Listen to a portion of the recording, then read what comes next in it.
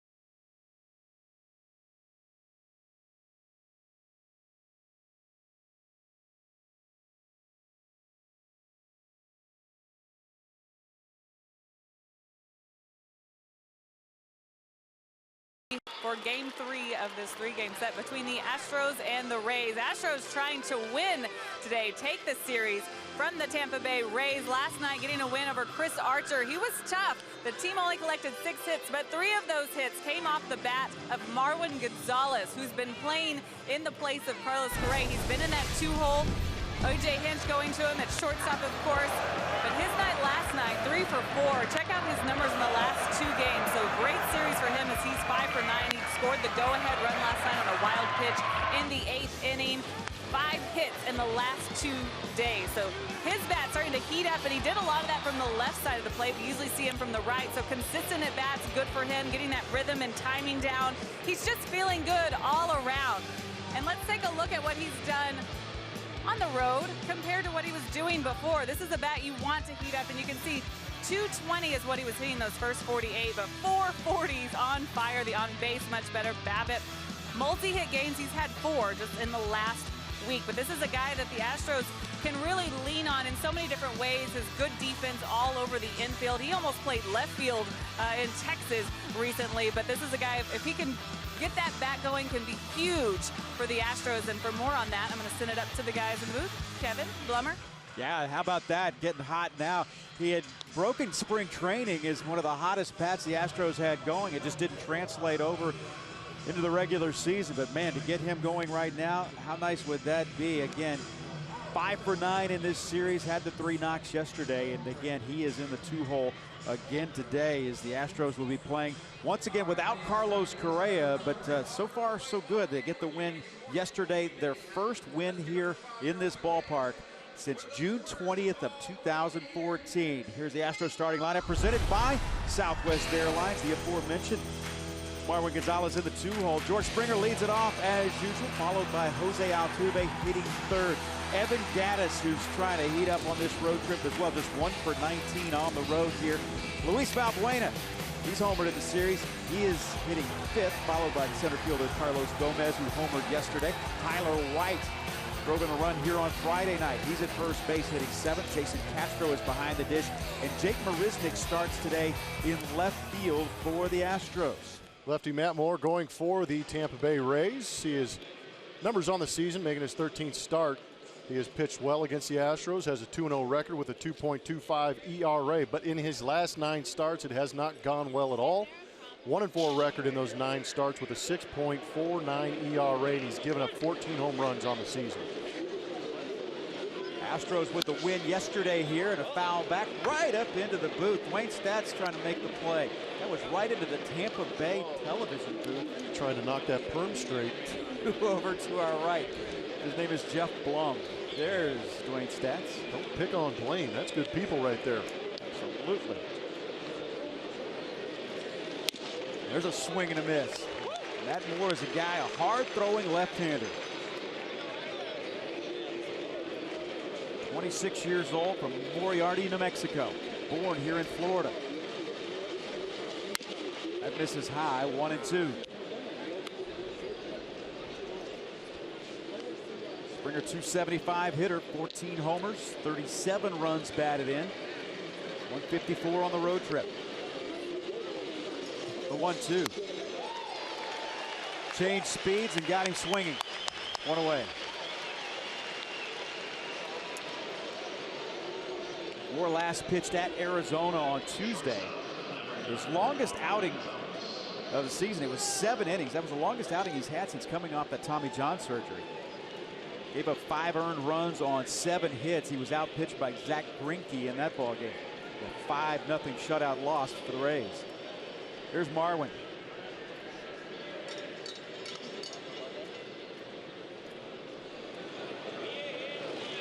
Now from the right side. He's been equally good, Blummer, from both sides of the plate on this road trip.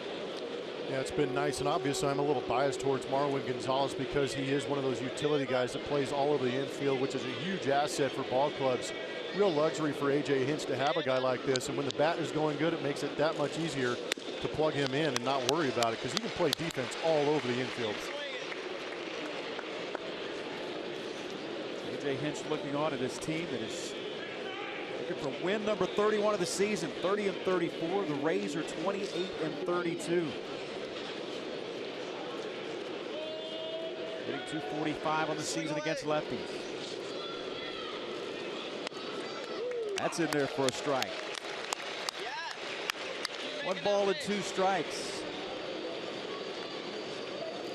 His 3rd start against Houston, and he has pitched well, as you said, against the Astros. 2-0 with a .225 ERA for Matt Moore against Houston.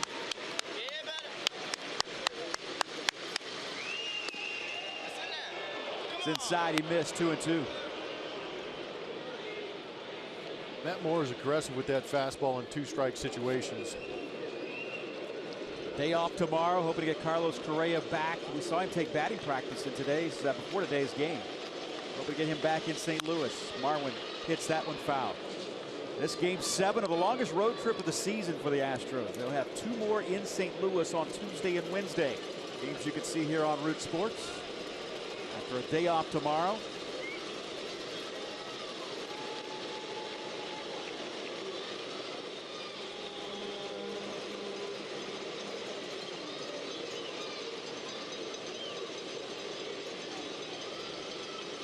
The 2-2. Swing and a miss, he got him. It's not been easy to do in this series. Marwin now 5 for 10 in this series with the strikeout. Let's check it out in our MD Anderson strike zone. Not a great location on it, just enough break on that to get the swing and miss over the top from Marwin. See, he's a little upset. He recognized that pitch pretty well, just didn't get the barrel to it. Now, speaking of tough outs, here's HOU AT TBA. That misses inside a ball. Now hitting .341 with those 10 home runs and 38 runs batted in. That is 38th run batted in yesterday on a sacrifice fly. Went 1 for 2. Was also hit by a pitch in yesterday's game. That's high 2-0. That is definitely what it looks like to Jose Altuve. Well done with the beach ball. Well done. This time though, right at Logan Forsythe, who throws across and gets his man. Second baseman playing on the shortstop side. And 1-2-3, the Astros go in the first.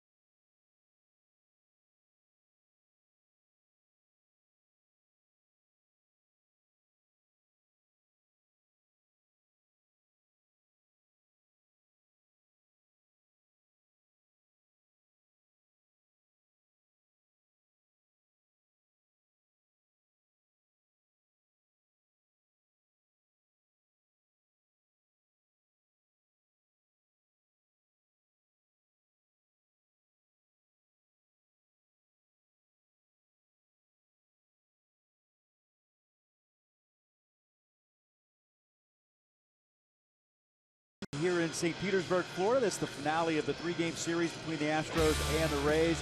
Forsythe, Mikey Matuk is in the 2-hole, followed by Evan Longoria. Steve Pearce will be batting cleanup. Logan Morrison hits 5th. Steven Souza, the right fielder, is in the 6th-hole. Desmond Jennings bats 7th. He's the center fielder. The number 8 hitter is the shortstop, Tim Beckham. And Kurt Casale is behind the plate. He bats 9th. Dallas Keuchel, 2-time AL Gold Glove Award winner. See his numbers on the season. He has been pitching a little more Dallas Keuchel-like, as you've heard in the open. Doing a good job. No walks, 8 strikeouts in that last ball game, but those 2 home runs proved to do some damage against Dallas Keuchel, looking to take advantage of this lineup right here against the Tampa Bay Rays. But they will hit mistakes, but a real opportunity for him to turn things around and get the Astros on a good hot streak. Again, it's closing innings. Those numbers will tell you that he has struggled with that. He gets his former Arkansas teammate on the 1-3 putout to start this game as Logan Forsythe grounds out. Weekly back to Keuchel. Mikey Matuk, number 2 hitter. Matuk is LSU product, former number 1 pick, first round pick, 259 average in those last 10 games, but the numbers have struggled since he's come to the big leagues here in these 17 games.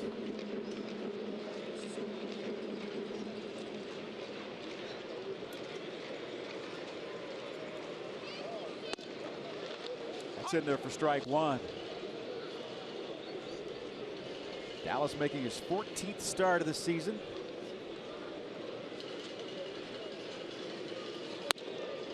That's off the outside edge. A ball and a strike. Matuk came in last night as a pinch runner. 2-1.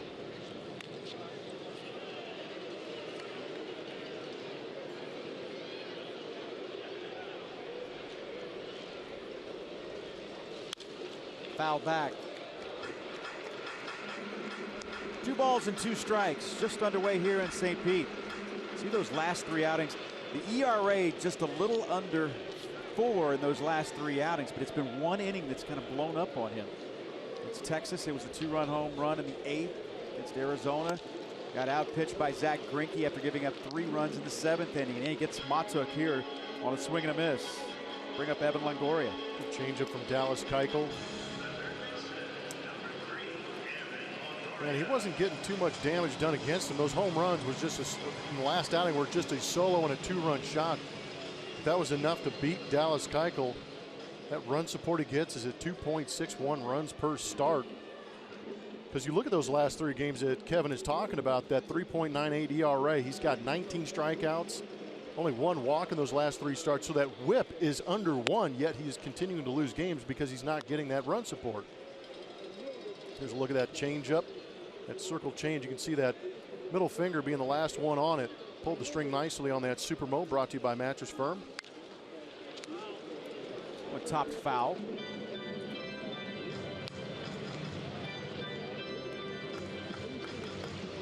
Well, Keuchel facing the Rays for the 6th time in his career. He's never beaten Tampa. Pitched well against them last season. Astros won that game in 13 innings. He got a no decision. That's outside.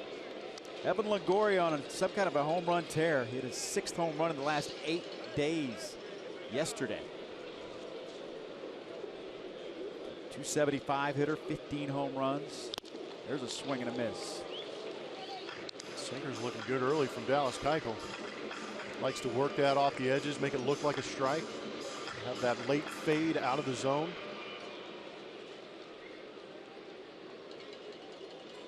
The 2-2 to Longoria. Got him. Keuchel strikes out 2. We're through 1, scoreless.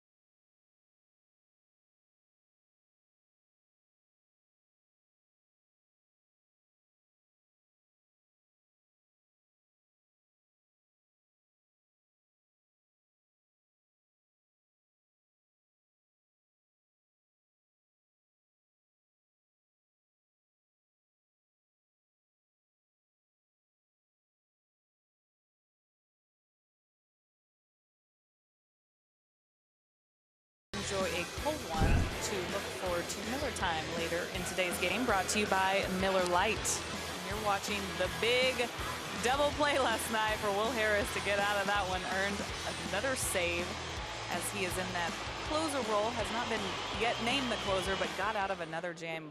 Literally walked himself into that one with a couple of walks yesterday. So that was just the worst command he can remember having, guys. But he also got through an inning here for the first time ever. He struggled at this ballpark, so he can put that behind him as well. But just a huge win for the Astros. AJ saying, you know, it was one of those we needed every run we could get. Good to come out on top of a close one. Every run and every break they could get. Back-to-back 4-3 games in this series. Tampa Bay winning 4-3 on Friday. Astros, Julia, winning yesterday, as you said, 4-3 over Tampa Bay. And it's never easy. Another one-run game, couple more. That hits Gaddis, and he'll take his base. Gaddis, any way he can get on right now. He's 1 for 19 on this road trip. And the Astros have a leadoff man on in the top of the second inning.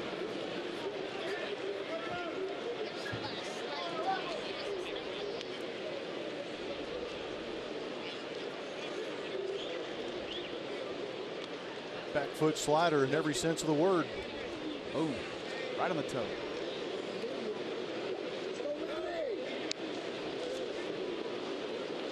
There's lefty on lefty, Luis Valbuena.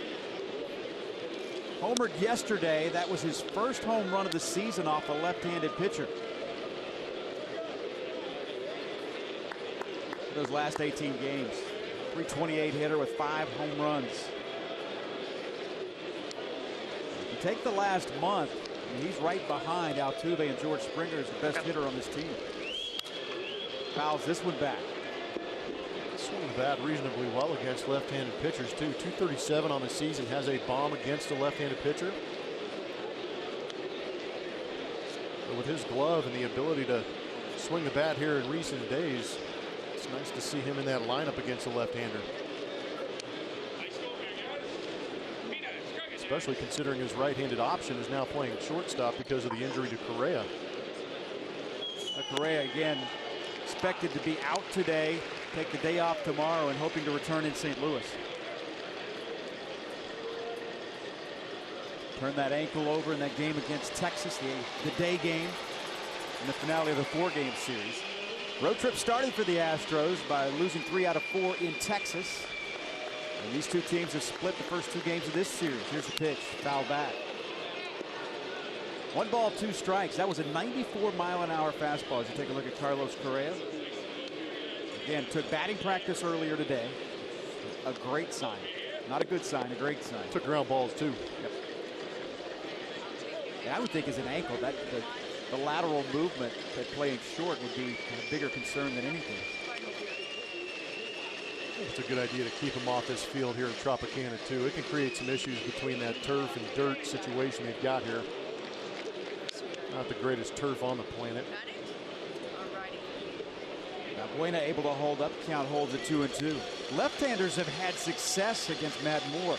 In fact, a lot more success than right-handers have. Lefties hitting over 300 this season against the left-hander Matt Moore. Right. Change up. Just did get a piece as Valbuena stays alive at 2-2.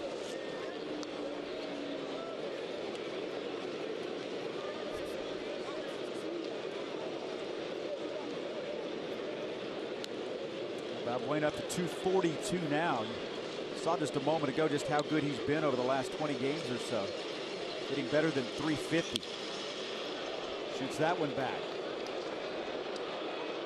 Good job. 93-mile-an-hour heater and a 2-strike count. Left on left. Good job spoiling it.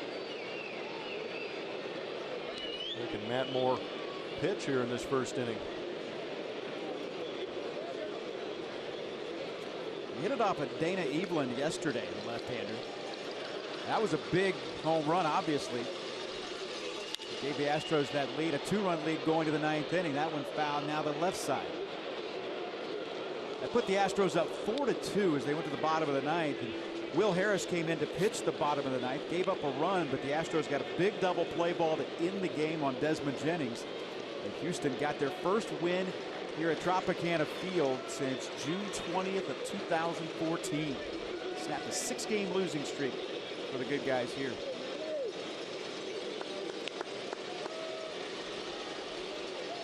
Two balls, two strikes. Gaddis was hit by a pitch. He leads away from first base. Valbuena hangs in there. Took a bite out of Casale. Yes, it did. It's a good start to the day game. A long way to go. Clint Fagan, the home plate umpire, making sure the man back there is good to go. Gives him the thumbs up. Tom Hallion is at second base. Phil Cuzzy is at third. Well, they made a switch. Hallion's at first base. Cuzzy's at second. And Dan Bellino is at third. Working him down and away. See the strike zone chart.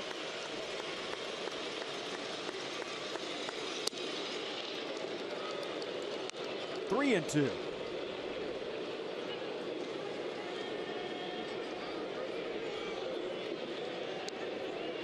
Nice AB. Get that barrel ready. Gives you a heater you can drive, Luis. A timeout call. You want to know an inside trade secret? 3-2. Keep an eye on 3-2 counts and watch how many times hitters call timeout. And it's just a thing. Okay. 3-2 timeout. Happens a lot. I'll never be able to watch a game the same way again. That's what we're here for. Valbuena hits this one in the air to center field. Desmond Jennings comes in a few steps, makes the play. Gaddis retreats back to first base, and there's one out here in the second.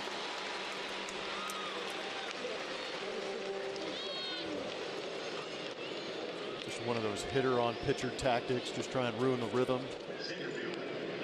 Carlos Gomez hit a home run to dead center field yesterday off of Chris Archer. His third home run of the year.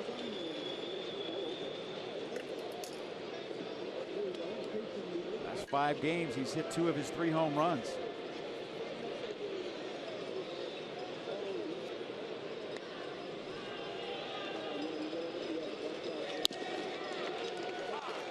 It's in there for a strike.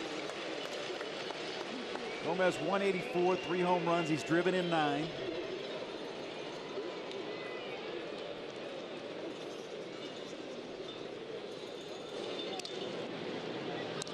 I'm not sure Gaddis had more than about a 2-step lead. Whatever the, again, I think that goes back to Moore maybe not ready to throw the pitch that they had agreed upon. Tampa Bay 7.5 games back in the East. That one fouled back.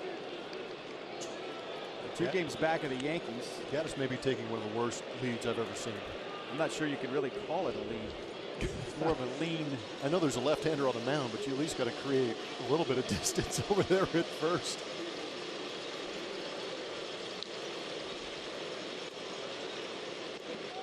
Astros at 30 and 34, 9 games back in the West. They're 5 games back of second place Seattle.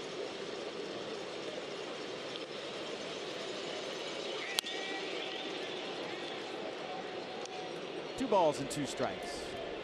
Up 1 and 2.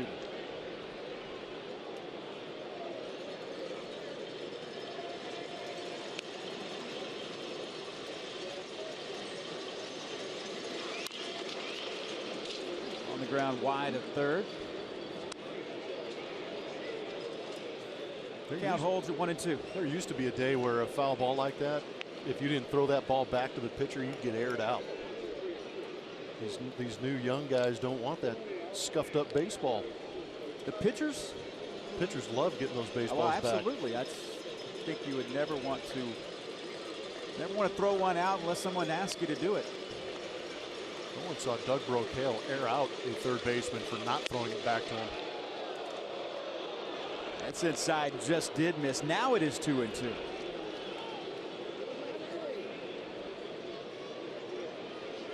This is Matt Moore's 25th start since having Tommy John surgery in 2014. Swing and a miss, and he got him. 2 outs for Tyler White. Watch every out-of-market game live in HD on over 400 supported devices with MLB.TV Premium, which includes a free subscription to At-Bat Premium. Blackout and other restrictions apply. Visit MLB.TV for details.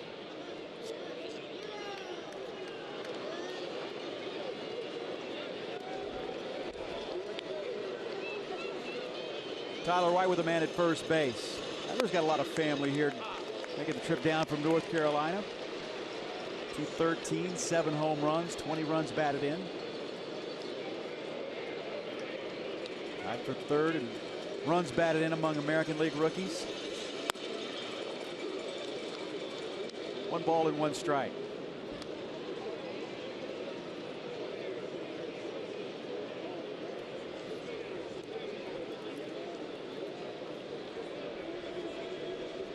Astros winners of 10 of their last 15 games. They've gone 13-6 in their last 19. That's since May 24th.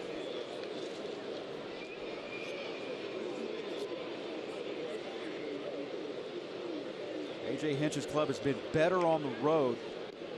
Obviously struggling so much early on in this season. Played well in Texas, just didn't win baseball games. Lost 3 out of 4 there.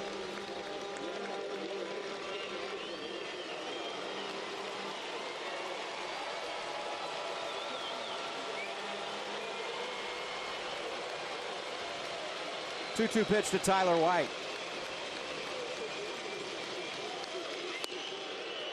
Three and two.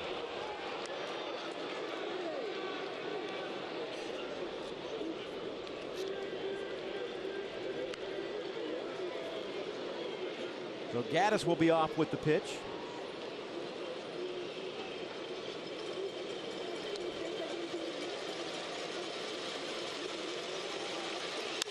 And it's fouled away. Down that right side.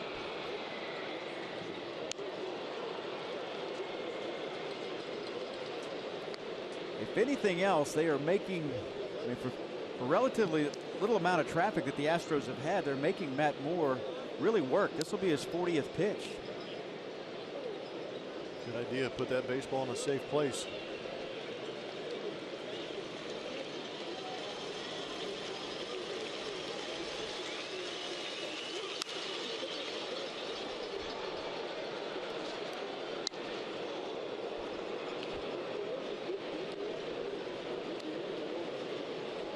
Count holds.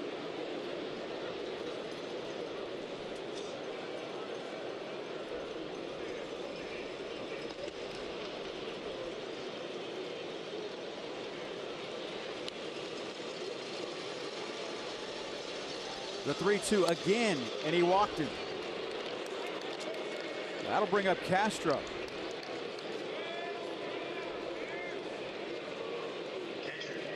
Casale comes out. He's going to talk with his left-hander. Runners at first and second now, and 2 outs.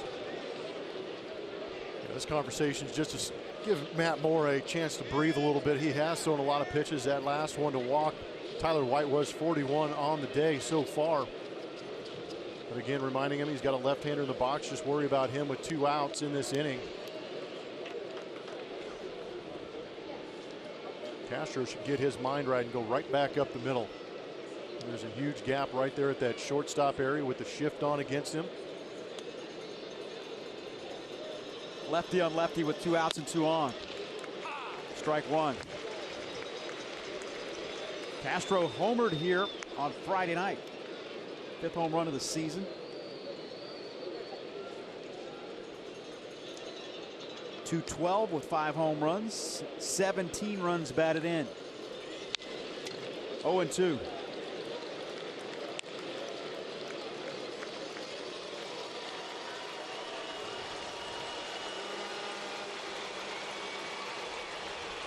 Well, the Rays have really struggled here at Tropicana Field and haven't had a winning homestand this season. Astros trying to win a series here today.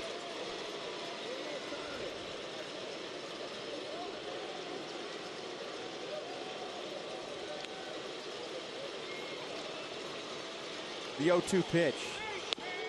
1-2. That was at 94 miles per hour. You know, his average, he averages right at what, 92.7, so 93 mile per hour fastball for Matt Moore. That is the second fastest among left-handed pitchers in the American League. He can rush it up there. Castro stays in the count, 1-2.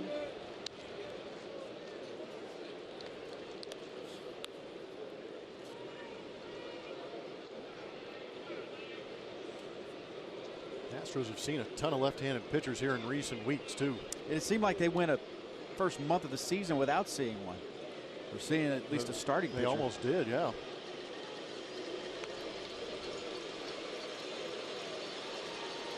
One and two.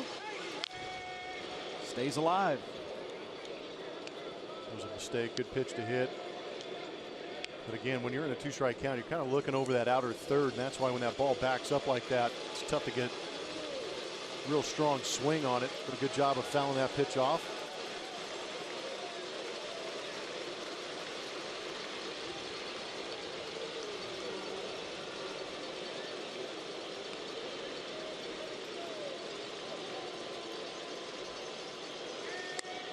Two and two. Gaddis led off the inning. Was hit by a pitch.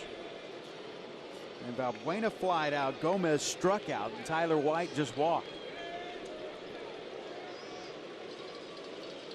Moore really laboring here in the second inning. 47 pitches already.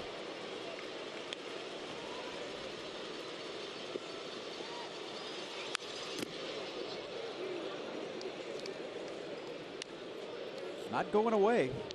There's been a lot of foul balls off Matt Moore.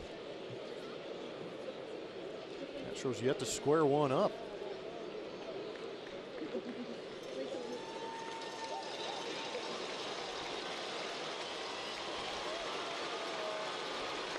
Crowd tries to get into it. 2 and 2 with 2 outs, 2 men on. We're in the second. And grounded foul. Now, Keuchel's been in that dugout a long time. Chilling out. Feels like this inning has gone on forever. And still a lot of pitches, a lot of foul balls. Matt Moore finally threw the changeup left on left, trying to mix it up against Jason Castro, trying to get the rollover, but it ended up going foul. Another foul ball. You can really see the scar on his left elbow there. Those things are not pretty. And he got him. So the Astros get a hit batsman and a walk. They leave 2 through an inning and a half. We're scoreless.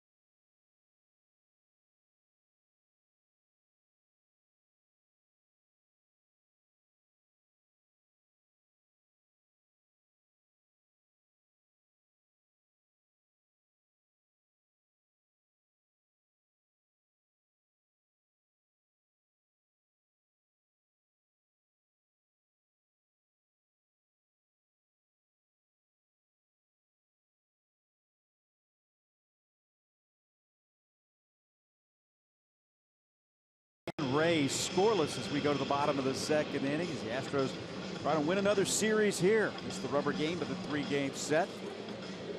With back-to-back games on the road. Dallas Keuchel, economical first inning. Now he'll face who's been the toughest out for the Rays in this series. That's Steve Pearce. 4 doubles thus far in this series. And it's another start today, a .345 hitter.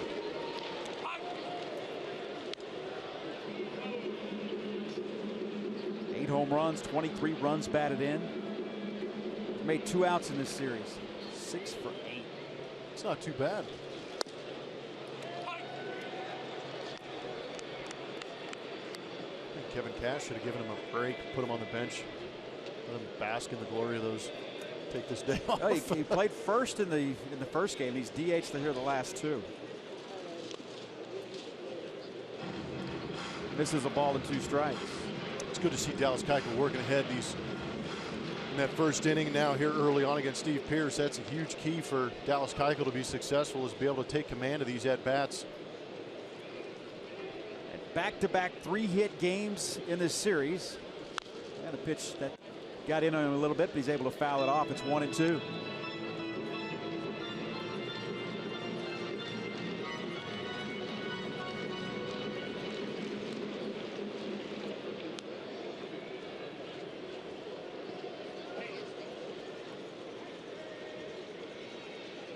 One-two to Pearce. Missed outside. 2 balls and 2 strikes. Win today, and that means the Astros will have won 8 of their last 13 series. Fouled back.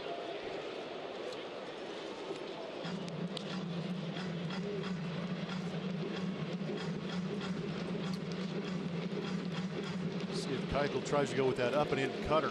Got Evan Longoria on it. He's been swinging a hot bat. Just kind of tied him up upstairs. He's going to come into the kitchen. Got him. Keuchel mowing him down to start this game. That's 3 straight strikeouts. It's a good job of location. And we know Dallas Keuchel, again, when he does go well and he is pitching like the Dallas Keuchel that won the Cy Young, that's what he's doing. He's able to locate on the inside corner. He's not going. He's also going in there for effect sometimes with that slider, sometimes the cutter. But still, in 2 strikes counts, you're able to locate that inside corner. That's a huge asset for Dallas Keuchel. Also makes that changeup better later in the game when he might need it. Logan Morrison in a 1-for-19 slump. Fouls that one away. 240 hitter with 7 home runs, 18 runs batted in. He's hit lefties well. Some of the numbers just don't compute. It's the beauty of baseball, isn't it? You can't say that in some of these front offices, because they'll find a way to make them compute. The 0-1. 1-1. Kevin Eschenfelder, Jeff Blum, Julia Morales with you here. Tropicana Field. Alan Ashby should be back soon. Filling in for a couple of days. Ash will be back. There's the base hit. First hit of the game is a solid single into right center field. Logan Morrison, a 1-out single. The Rays have a man aboard.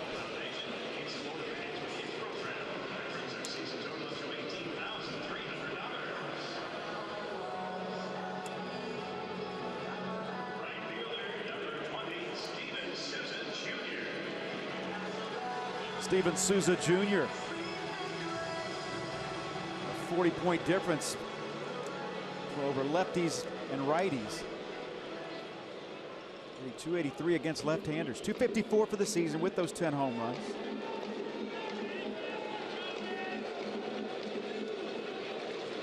Keuchel works for the stretch. Strike 1. He had the sacrifice fly yesterday, did Souza, in the 9th inning to make it a 1-run game. Astros won the game 4-3 after losing 4-3 on Friday night. Keuchel quickly ahead in the count, 0-2. Souza doing him some favors, chasing that slider down.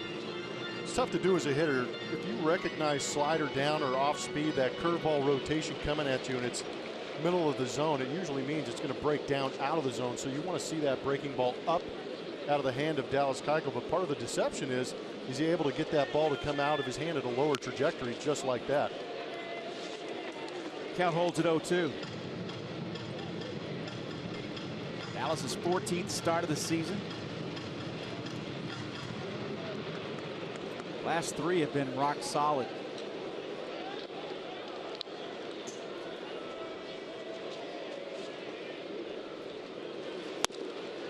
just missed 1 ball, 2 strikes. Yeah, like going back to that Rangers series where Ian Desmond took him deep for that 2-run bomb, it was not an awful pitch.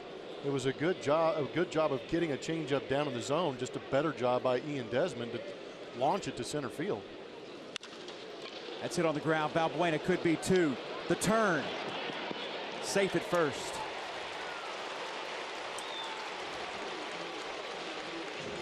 Credit Souza for hustling, but that's a huge thing for Dallas Keuchel too, is that ground ball. He is usually so great at getting those ground balls, especially in key situations with runners on base. Here, roll over to third base. That was a pretty good turn all the way around. Just credit Souza for speeding down first base. You know, talking about the ground ball percentages in the last 2 years, 2014 and 15 for Dallas Keuchel, he was right around 63% with that ground ball rate. This year, it's dropped to 58%. Desmond Jennings, who hit into a game-ending double play yesterday, stands in. Wow. Pretty good looking pitch. Yeah, that didn't look awful. 1 for 10 in his career against Dallas Keuchel for the 186 hitter.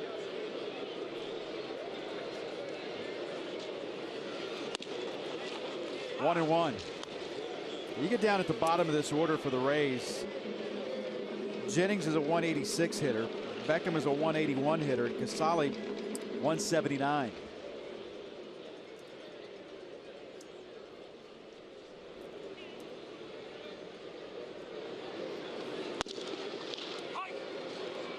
Got the edge there. Borderline unhittable right there with that late sink from Dallas Keuchel. That's beautiful. First pitch a little bit off the edge, but if Dallas Keuchel is able to get these calls, that makes him that much better.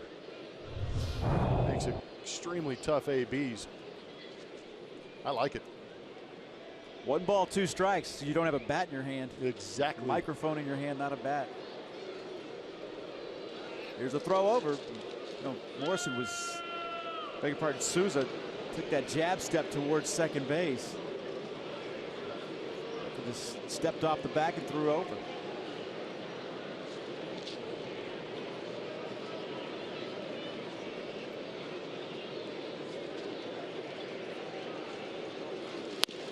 Swing and a miss. He got him. Through 2. The Rays get a hit, leave a man. We're scoreless.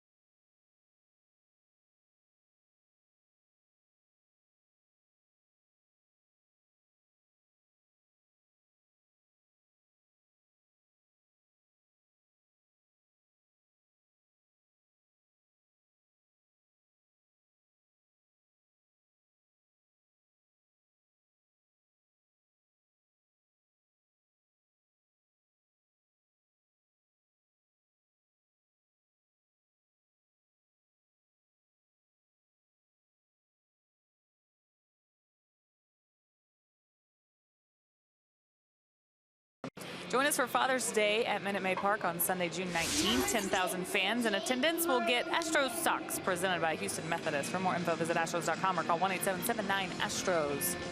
Jake Marisnick leads things off this inning, and he's warmed up. He looked back since May 29th, and his last 11 games has 11 hits. He's hitting .275 in that span. He's getting a lot more playing time too, working his way around the outfield. But to get that bat going would be really nice to have him at the bottom of the order, setting things up for the top of the order, who continue to do what they do. Blummer, what do you think about Jake here recently? I think it's been good, but I think what you said about him getting more consistent ABs is probably the biggest thing, because you're allowed to get that timing and that rhythm going, and that just that good feeling going at the plate. It's tough to do when you're getting 1 or 2 starts a week. But Julia hit on it earlier in the season when Jake was coming out here. He also took out that leg kick. They tried the bunt, but unsuccessfully, and there's 1 out.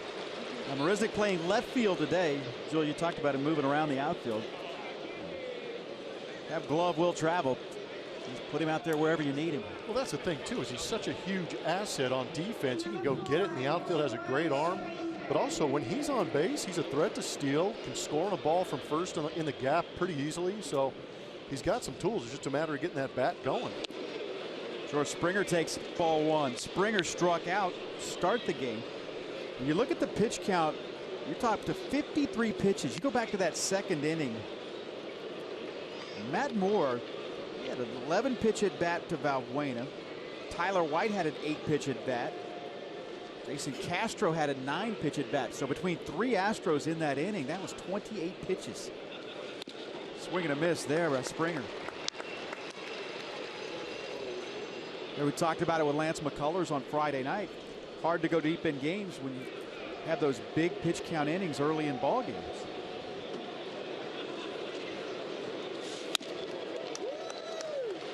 Swing and a miss there. It's 1-2. Looks like a reluctant hack from George Springer. Matt Moore's doing a good job of pumping heaters up in the zone. George is having a tough time laying off them.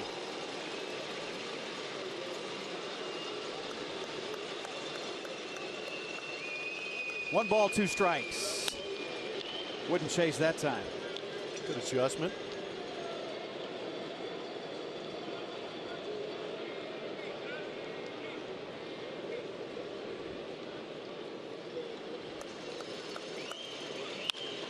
Two hit on the right side. Logan Morrison will race him to the bag and win the race, and there's 2 outs.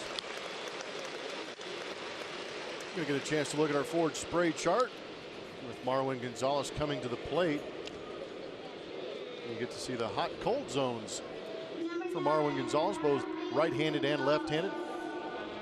Doesn't look like there's too much data on that right-handed side, but that left-handed side, we saw it yesterday. 3 hits from that left side, doing a great job covering home plate, especially pitches left in that middle part of the zone. That's what you want to see.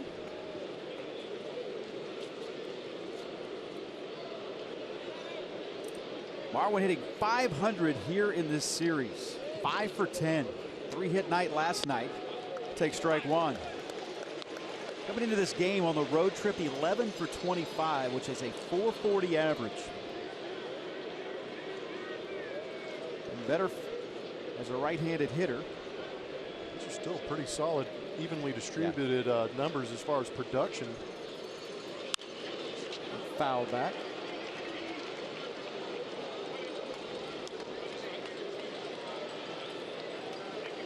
And as a switch hitter, you're going to see probably 75% of your at-bats on a season from that left-handed batter's box. It's real tough to be consistent with that right-handed side of the batter's box, just because you are not seeing very many of those guys. Not accumulating enough at-bats to really get comfortable sometimes on that right-handed side. 0-2 to Marwin. Shoots that one down the right side, foul. Well, they have made Moore work. 94 miles an hour on his 60th pitch of the ball game.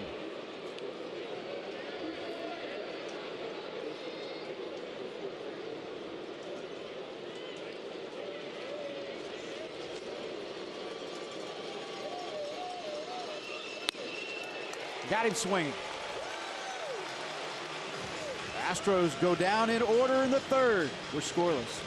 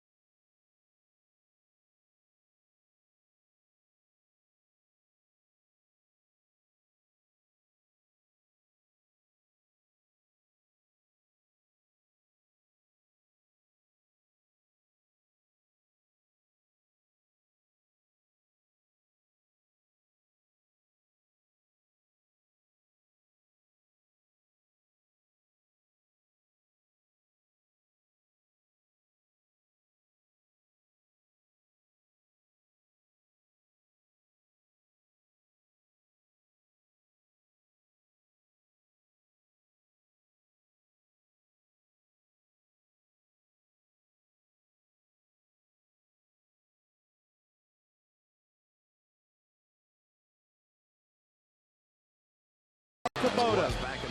You might be familiar with his work. Mike Scott. In 1998, it was on this day, facing the Atlanta Braves. Dale Murphy. Have a seat. And Ken Obergefell spoiled the party. Complete game, one-hit shutout of the Braves. That far away. Ashby shook his hand right there and said, "The one pitch you shake me off, he gets a hit on." Speaking of one-hitters, listen to me. That's good stuff. Ash almost looked bored back there catching Mike Scott. He's just like, okay, there's another swing and miss. I'll throw it around. Over here, over there, yeah. over here, over there. Yep. Gosh, Tim he back. was good. Called up from Durham on the 1st of June. Beckham getting the start here today. Starting shortstop for the Rays.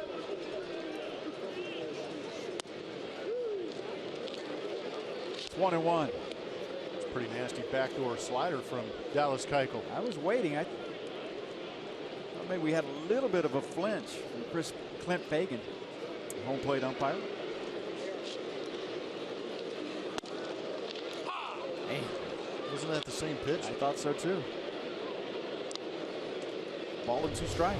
Credit to Dallas Keuchel for doubling up on it. That second pitch was a great pitch down and away. Keuchel just changes the elevation a little bit, gets the call. Tough pitch to cover. Came with the heater there under his hands and gets another strikeout. Fifth of the game for Keuchel. Cutter from Dallas Keuchel, yeah, doing a good job. But again, staying away early in that count, and then that 2-strike pitch coming inside on Tim Beckham.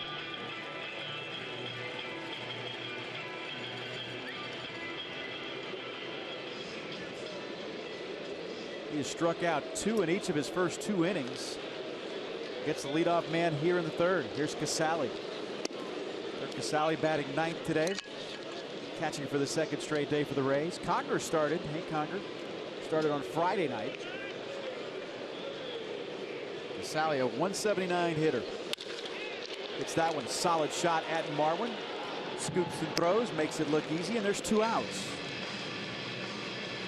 These numbers just silly. How about that? The 5 complete game shutouts. Yeah, that's what's amazing is that number right there. There won't be guys that have 5 career complete games. 1986. And he had 5 complete game shutouts in one season. Again, the 10 losses with a 2.22 ERA baffles me. How about that for, everybody, you always remember all too well the Larry Anderson trade, when you brought Bagwell in, but the Astros traded, I believe it was Danny Heap, to the Mets for a guy who had really not been able to put it together in Mike Scott. Let's say advantage Houston on that one. Yeah, he found it in Houston, didn't he?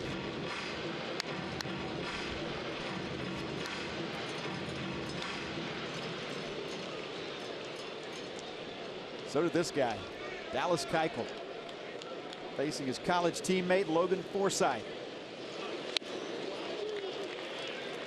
They made it look easy. Not how you treat a former Razorback. We're scoreless.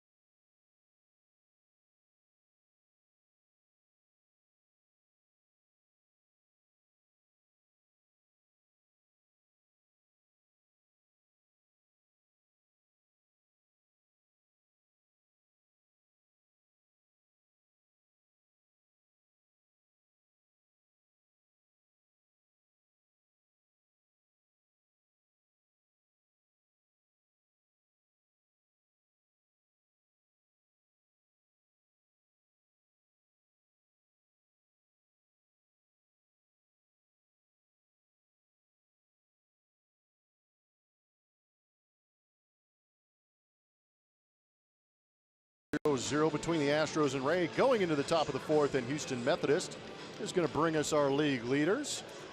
Here we go. Batting average since May 4th. We all know who that guy in the middle is. Jose Altuve is consistently on these boards. Tampa Bay Rays, Steve Pearce. We saw him with the hot bat in this series so far, hitting .375. But Xander Bogaerts just tearing the cover off the ball at .394. Talk about your bright futures. Man, that entire Boston lineup you could put on that list, I'm sure, at one point during the season so far. Here's Altuve. That's inside. Want to make it 2-0. Jose grounded out to second base, hit the ball sharply back in the first inning. Average plummeted to .340. That's like saying Will Harris's ERA ballooned to .63. Yeah. Crazy, isn't it? Amazing numbers. Moore not even close there. It's 3-0.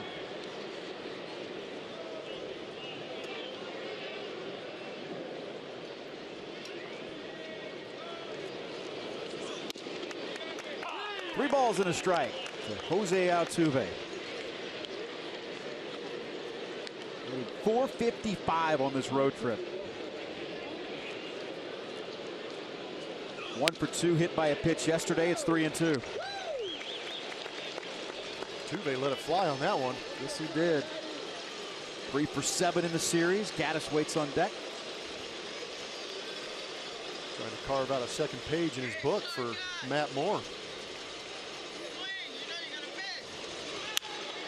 And he does. Just grooves this one to right field. Went with the pitch. That's the second straight day Altuve has had a single to right. It's great as he tries to unload on that 3-1 pitch. Gets to that 3-2 count, then just backs it down and hits a rocket the other way, taking that base hit. And I know it's so much easier to say whenever you got a guy that's this talented, but so many guys could learn from that approach. Shorten up, put it in play with 2 strikes. And now here's Evan Gaddis. I completely agree. Evan, go ahead. Well, I was just going to say, how about right now in this situation with the shift on? They are holding Altuve on, so there is nobody on that right side of the infield. Hit by a pitch in his first plate appearance. Wow. Not even close.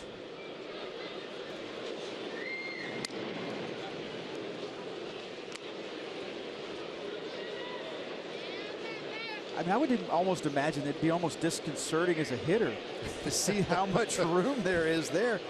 You had 3 play. Look at that. I mean, that's not a hole. That's a canyon.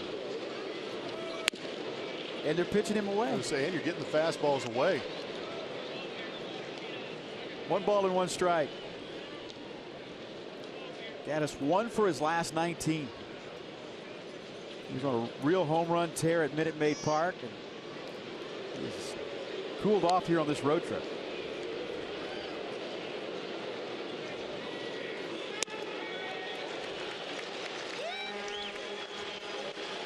Off-speed pitch makes it 1-2.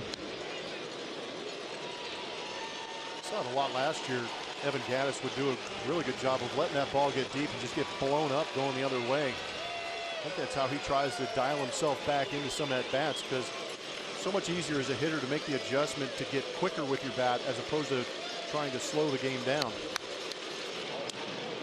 That was a good look at the strike zone. Everything on that outside corner, even with that shift on against Evan Gaddis.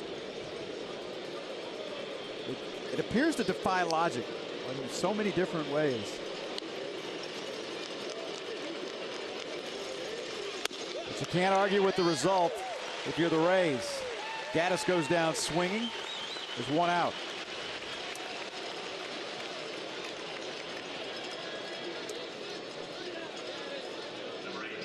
It's a lot easier said than done. There seems to be some late life on that fastball from Matt Moore. You're seeing some swings and misses on fastballs up in the zone. Now, there's no doubt, ball, just in watching hitters' reactions, the ball jumps out of his hand.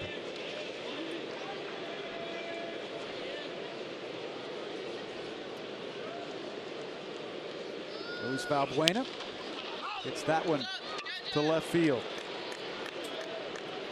Valbuena flies out for the second straight at bat. He's 0 for 2, and there's 2 outs. The Force comes to the Houston area this Friday for Star Wars night. Fans can dress like their favorite characters, and anyone with the special Star Wars ticket package picks up a Jedi Council triple bobblehead featuring Altuve, Correa, and Keuchel. For more information, visit astros.com/Star Wars or call 1-877-9-ASTROS. Friday night, huh? Big Friday night. Got some time to catch up on the series. Here's Carlos Gomez. Yesterday was Star Wars Day here. It was all right. Expected to be better in Houston. We've been through a few of those on the road. Seems like everybody has one. Big market for it, huh?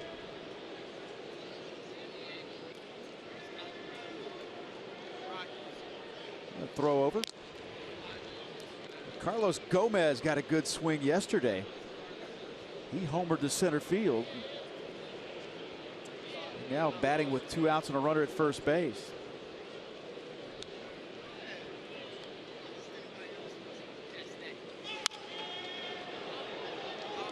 Foul back. Gomez struck out in the second inning. He was animated after that home run. Got back to the dugout, was fired up, banged his helmet on the bench. That reaction was more like a punch out than a home run.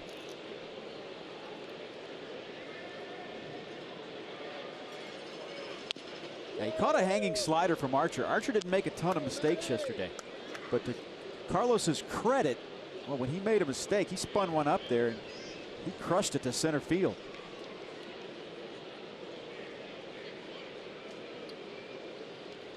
Altuve leads away from first base with the Astros' first hit of the game. Gomez a swing and a miss. We're in the top of the 4th inning. Altuve led off with a single. Gaddis punched out. Valbuena flied out. 1 ball, 2 strikes to Carlos Gomez, who's 0 for 1.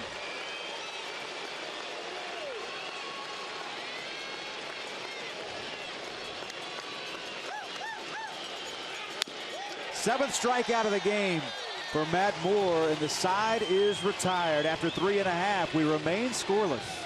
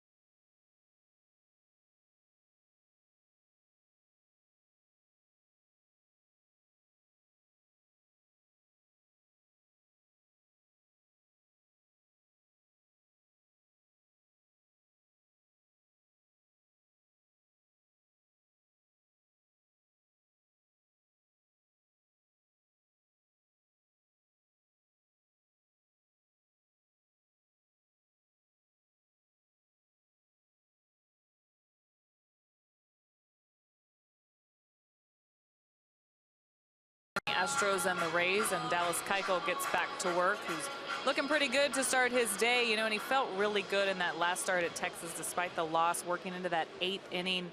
No sign of fatigue. Felt really strong. A.J. Hinch thought the same. So going back out, you know, he gave up the homer that was the difference in the game there, but just a couple of pitches here and there. He was feeling like the Dallas Keuchel from last year, though, where he could work deep into games. I mean, he likes to get tired on the mound. He does a lot in between starts as far as cardio, working out. I mean, this guy is in great shape, but he's feeling good at this point in the season. I think we're seeing that here today. Absolutely, and why not? The way he's pitched the last 3 times out. Here's Mikey Matsuk.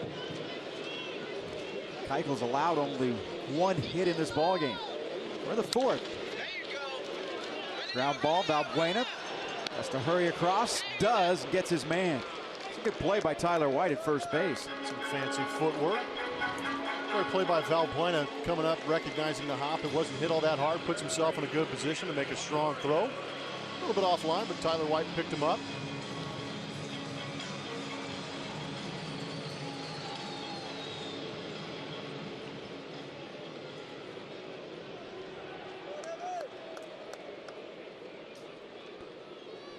Longoria struck out in the 1st.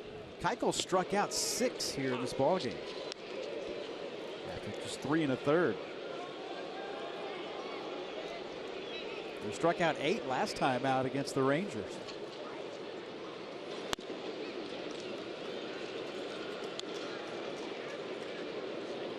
One ball, 1 strike.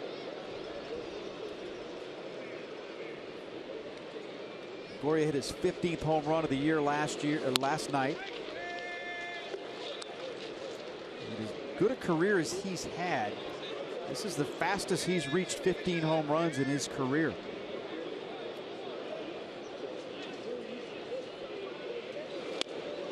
Swing and a miss there. Wow, varied the speed on that slider very nicely. Change in velocity creates a little bit bigger break, but at 77 miles an hour, you see Longoria way out front. Good pitch.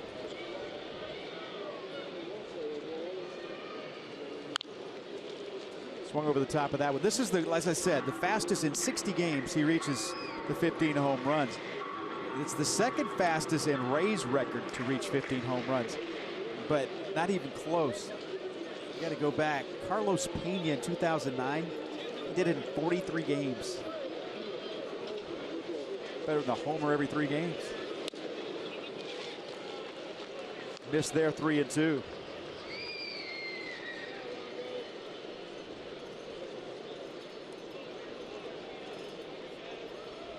Three-two pitch, the 50th of the game for Keuchel, and a swing and a miss. Nope, Longoria got a piece. Just did stay alive.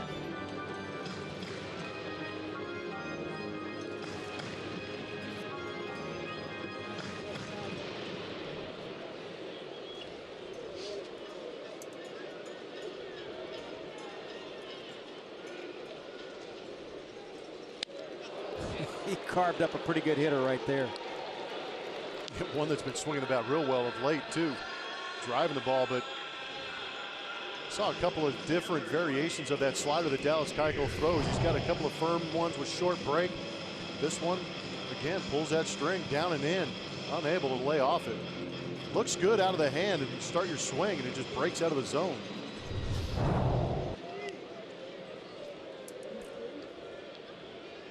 Steve Pearce got caught looking at his first at bat. That's a foul ball.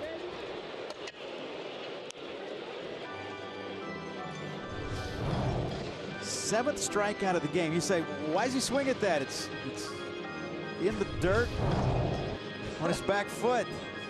I said that a lot. The answer is because that's not where it looked like it was going. It's almost one of those situations you can anticipate the pitch, you recognize the pitch, but again, by the time you start that swing trying to attack it, there's enough break on it to get underneath the barrel. 0-2. And in this game, we've seen Keuchel around the zone, just off the edges, throwing some good pitches, but not a lot up in the zone. Keuchel's probably a guy that feels he's got to be perfect on a nightly basis, considering the run support he gets, and he's also considering the few mistakes he makes end up getting hit. Struck him out to end the inning. Through 4, we're scoreless.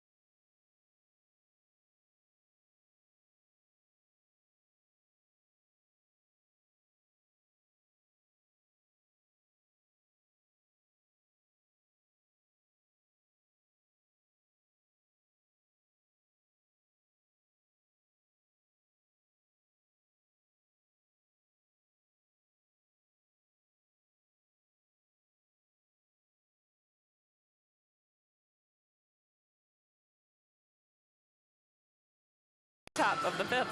Time to take a look at our Chevy Stroh poll. Make sure to go to the Twitter page, Root Sports SW, vote in our poll. What method should be used to decide the All-Star Team Midsummer Classic is coming up? 100% fan vote, 100% manager's choice, player peer vote, or statistical leaders. This should be interesting. Or E, other.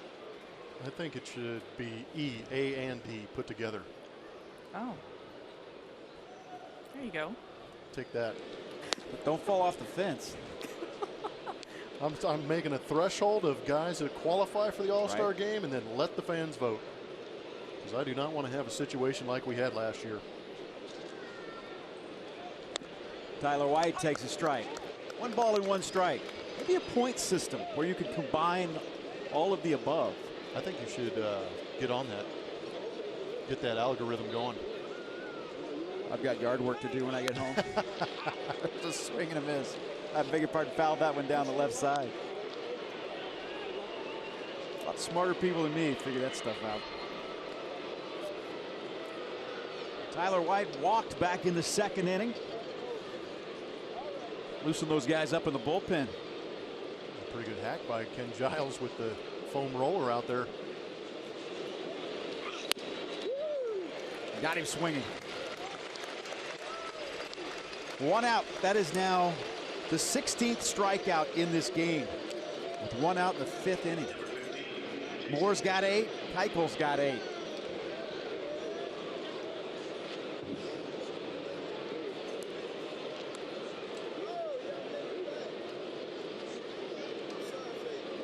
Now lefty on lefty for Jason Castro.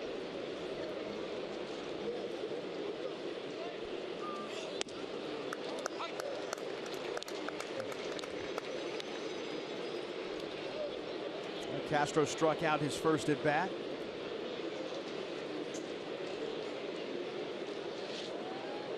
'82nd pitch. That's fouled back. It's 0-2.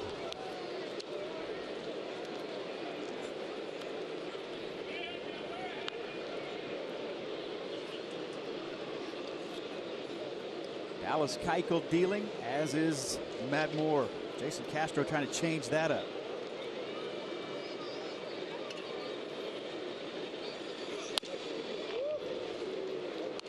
Missed there. 1 ball and 2 strikes.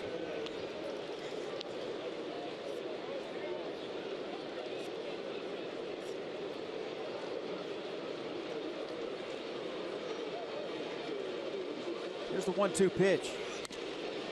You know, taking a quick look at Twitter, interesting, just an interesting perspective on it. You know, the fact that the All-Star game is not the exhibition it once was from the standpoint of what it means. So that's why I think my theory is brilliant. You're going to put the best players on that list to vote for and then let the fans vote for them. Well, their thinking is that the fans should be managers, that we be voting because it does matter more. Well, managers do have that choice now. That ball's hit the left center field. And a running catch by Desmond Jennings. They had him played nicely, and Jennings still made a nice running catch. Yeah, it was an excellent outfield shift, putting Jennings in a position to be able to track down that ball because it was well struck off the bat of Jason Castro.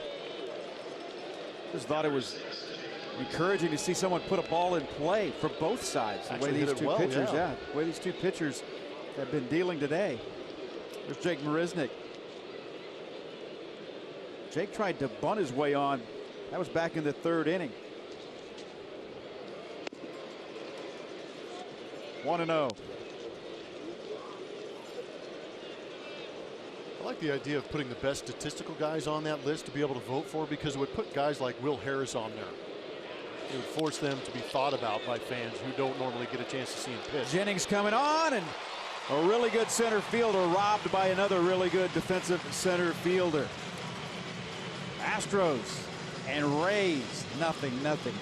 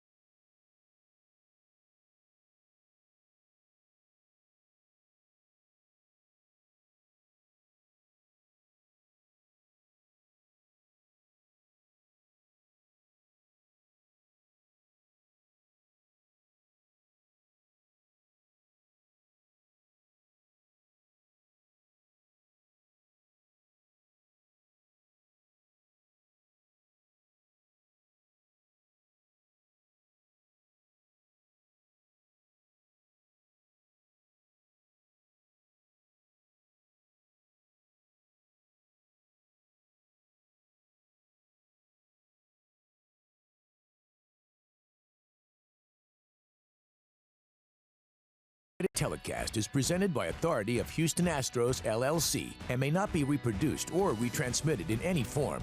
And the accounts and descriptions of this game may not be disseminated without the express written consent of Houston Astros, LLC. Dallas Keuchel dominant. His 14th start of the season, 9th on the road.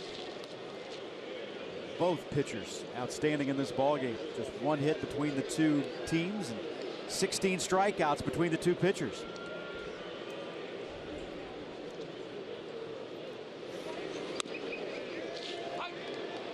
A ball and a strike to Logan Morrison.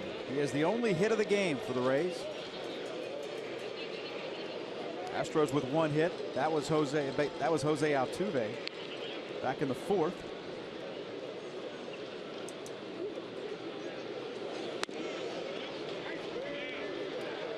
Check didn't go.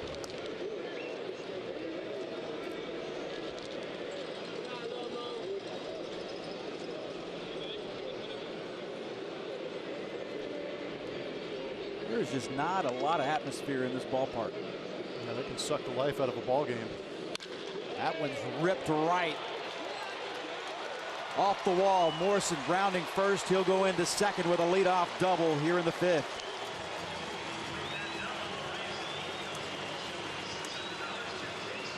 Had a good swing there and a pitch to hit. He didn't miss it. Yeah, Logan Morrison has the 2 hardest hits balls against Dallas Keuchel, and both of them have been hits. But a good fastball to hit. Caught a lot of that inner third of the plate. Logan Morrison turns on it. Good way for the Rays to start off this 5th inning. Here's Steven Souza, who reached on a fielder's choice.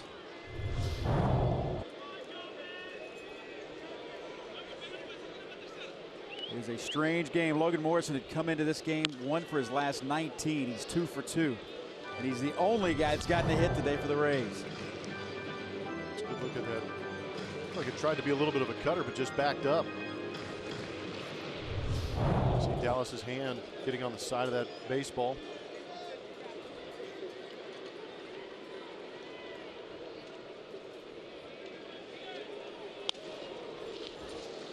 One and one. Souza, a .252 hitter. Just did beat out a double play, what was a possible double play ball in the 2nd inning. It's the finale of the 3-game series, the rubber match between these two teams. Astros winning here last night for the first time since 2014. They have a day off tomorrow, and then the Astros will wrap up the longest road trip of the season with 2 in St. Louis.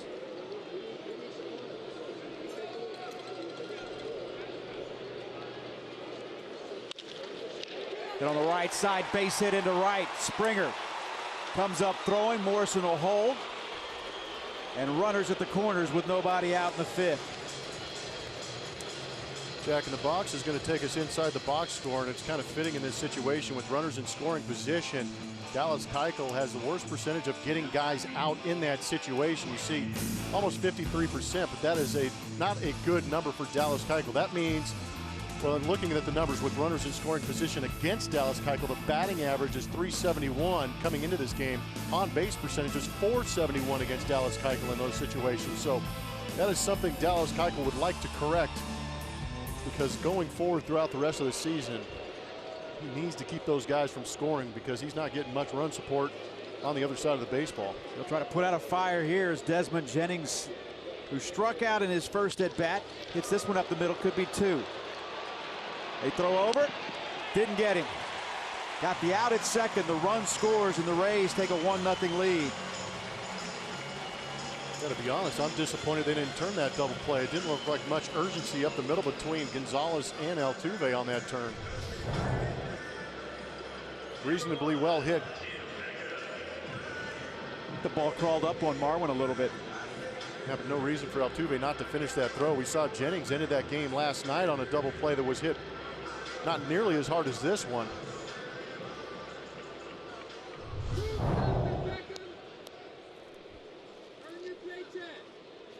So the Rays take the 1-0 lead as they strike first here in the 5th inning. Rays with only 3 hits in the game. The Astros with only 1. Here's Tim Beckham. He struck out as well. But Jennings faked that he was going. Pitch misses 1-0.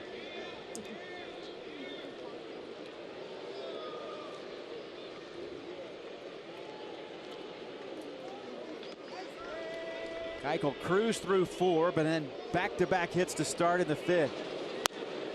2-0. Morrison doubled. He scored on, well, he got to 3rd on Steven Souza's single, and then he scored on the fielder's choice by Desmond Jennings.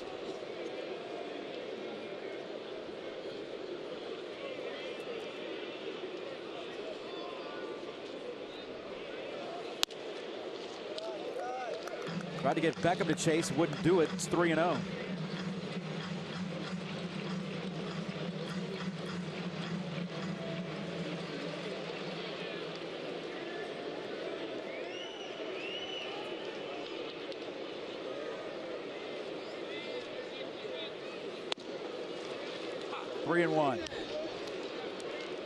And it's been that inning that's hurt Dallas Keuchel. 2 starts ago, pitching against Zach Greinke, went into the 7th inning, gave up 3 runs without retiring a man in that 7th inning after pitching so well before that. Last time out went 7 1/3, gave up the 2-run home run to end his evening against the Texas Rangers. That's fouled off at the plate. It's 3-2.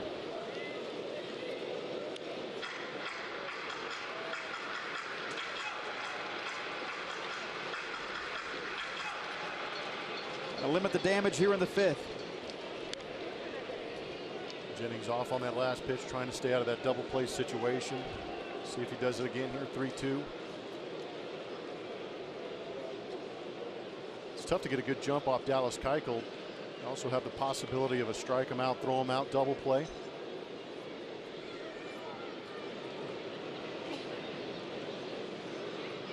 Three balls, 2 strikes. Walked him. Now 2 on for Curt Casali.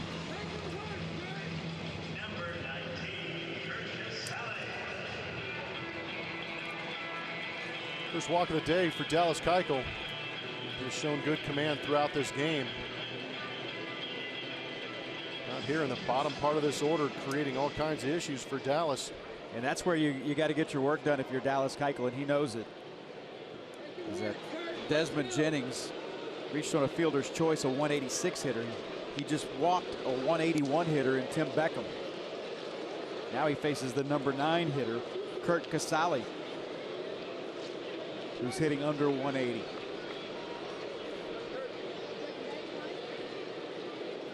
Two men on with 1 out.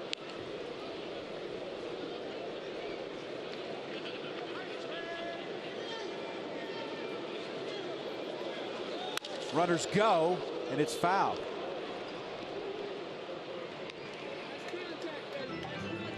Give us a moment to look at our Lexus defensive ratings. Running in scoring position again for the Tampa Bay Rays. Look around that outfield. Jake Marisnick, Carlos Gomez. High data gives them good rankings. The red lights for both Marisnick and Springer is because of his arm strength and accuracy. Carlos Gomez, a little bit of a yellow light. I'd test him just because the accuracy on that throw. It's a little iffy. That's a technical term, by the way. A little iffy? Yeah. How about the throwing velocity, though, for outfielders? Jake Marisnick, number 1. Yeah, he's got a cannon. Plus, what's great about Jake, and I mean, Carlos is in this category too. They really come after the baseball. They call it a do or die when they're coming after it, charging it. But he comes up firing. 2 balls, 1 strike, 1 out.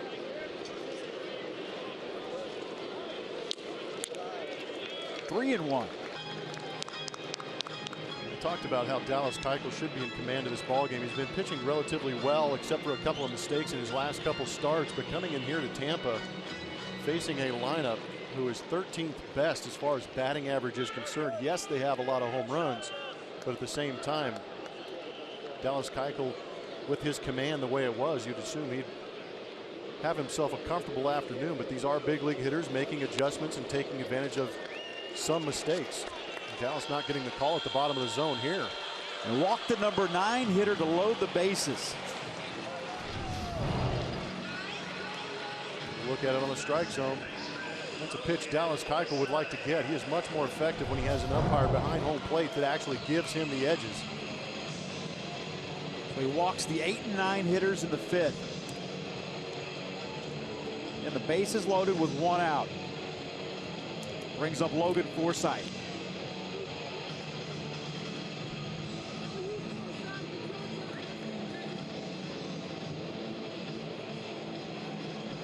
For 2 with a ground out and a strikeout.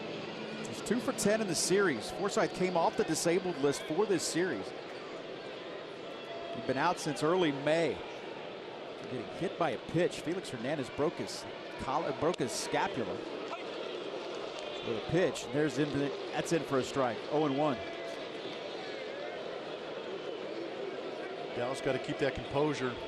Still make his pitches execute. If he gets the ball down, gets himself a ground ball, he has a chance to get out of this mess. 0-2. Now working way ahead in the count. That was pretty filthy right there. Wouldn't mind doubling up on that. That's as close to a perfect pitch as you're going to find. I'd go ahead and give him the perfect pitch. That's amazing. Dot that outside, down and away corner. Tried to do it again. This one off of Valbuena. Run scores. It's 2-0. That will be an error, I believe, on Luis Valbuena, even though that ball was hit extremely well off the bat of Logan Forsythe. Here in Tampa, you're playing on an artificial surface to that dirt surface. Not much friction there on this turf infield to let that ball slow down a little bit. It just seemed to jump off that turf and ate Luis Valbuena up. He was right in front of it. You can see right there, it just jumps at that last second, catches that thumb. And the Astros are fortunate that that ball went up in the air rather than into left field, or another run would have come in to score. So now it's 2-0 for Mikey Matuk. 0-1.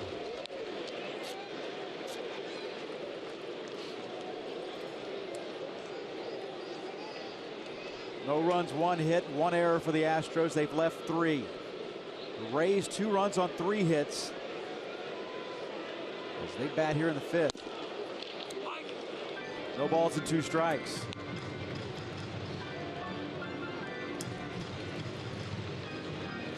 Love to get a bouncer right at an infielder here, be able to turn 2.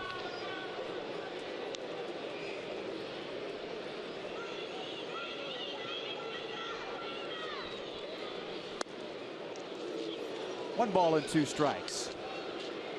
Well, that's command right there. If he missed, he just did. What happened to that veteran respect? Expand a little bit. Give Dallas Keuchel a call. Time is called.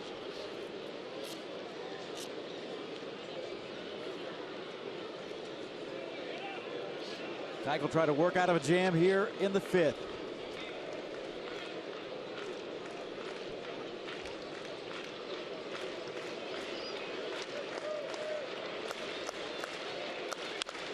Matuk up the middle.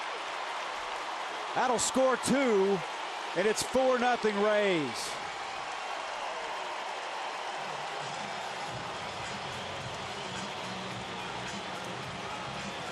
An opportunistic Rays team right now against Dallas Keuchel. And again, we talked about the minimal mistakes that Dallas Keuchel has made in the last couple starts have been taken advantage of. 2 walks in this inning. A great job by Matuk to stay on this slider and go right back up the middle, not trying to crush that baseball, just taking what Dallas Keuchel was giving him. Leads to 2 more runs against the reigning Cy Young Award winner. And now runners at first and second. And Feldman looks like he's going to get up and start throwing.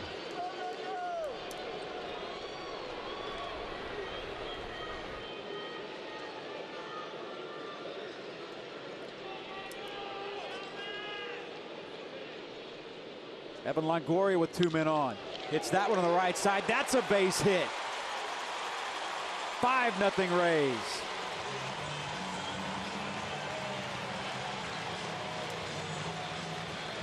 Now the 9th man to bat in the inning.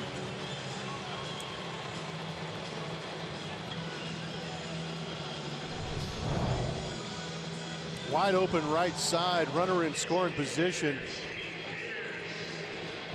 Evan Longoria just did a great job of letting that barrel drag through the zone, not trying to be quick with the swing, so to speak, but letting that ball travel and going the other way, forcing the ball through that open area on the right side to get an RBI.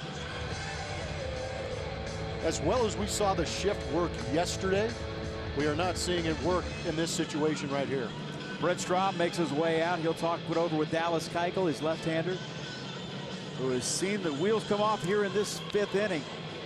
If you want to look back to really the problem is you were playing with fire when you walked the 8 and 9 hitter. Yeah, working off the edges. You want to force those guys to beat you. You want to force them to get those base hits to beat you. You don't want to have them get on base via that free pass.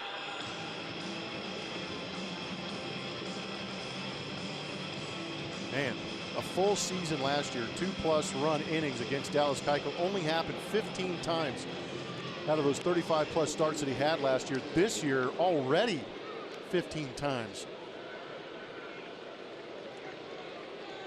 Just hard to believe Dallas Keuchel was on the mound, and you see a 5 spot here in the 5th inning. Pierce fouls that one off. Now we talked about it. He hasn't received run support this season. Worst run support in the American League, just 2.6 runs per. Astros being shut out today. And Keuchel gives up a 5 spot here in the 5th. I imagine he knows that number too, and I would imagine it creates a little bit of anxiety on the mound, knowing you have to be perfect every time you take the bump. All started with Logan Morrison, just the 2nd hit of the game for the Rays at the time. He led it off with a double. Souza followed with a single. The Rays went to work at the bottom 3rd of that order. Well, I think it's more of that error from Luis Valbuena. Sure-handed 3rd baseman got eaten alive on that bullet from Logan Forsythe.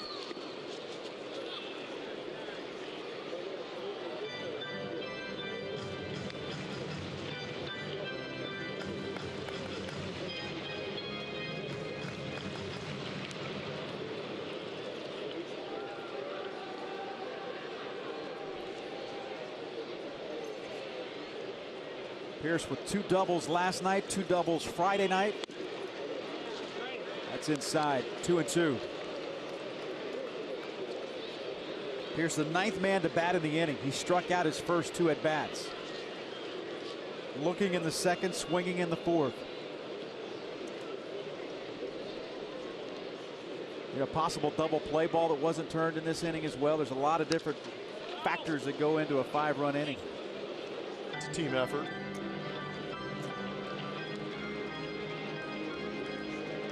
But you talked about it earlier. You can't defend the walk. Walk 2 in the inning. They both scored. Got an Astros jersey and a Rays hat on. Trying to please everybody. It's early. He's got a lot to learn. Mom's got a Rays hat on. Dad's got an Astros hat on. The 2-2. Got him 2 away.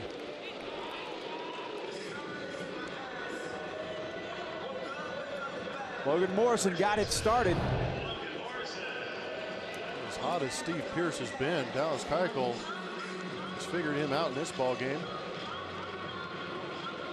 He's got him to punch out 3 times. Morrison doubled and scored to start the 5th.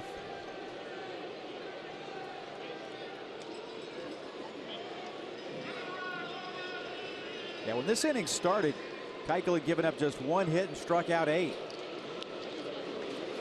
Gave up singles to the first 2 men he faced. Altuve, this should end the inning, and it does. But the Rays put together a 5 spot. They leave 2. It's 5-0 Tampa.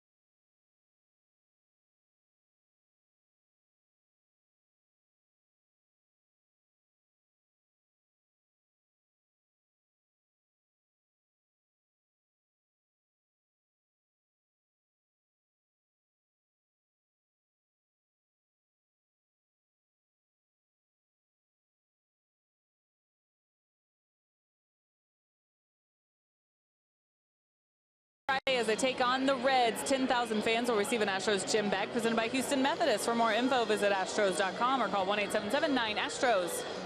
Back at the Trop, and I'm behind center field. Guys, you're never going to believe what I came across. A cigar bar. I'm serious. It's off the beaten path a little bit, so you kind of have to walk into this back corner. But check this out. Ray. Now, we're in St. Pete, but Tampa is actually known for its rich cigar history, and there's a great cigar district downtown.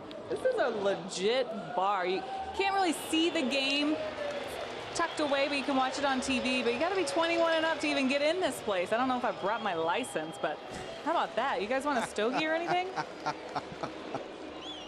Yeah, she better hook us up. No? Look at this. Baseball and cigars? It's perfect, right? It seems fitting here in Tampa, that's for sure. Well, you saw George Springer with that comebacker.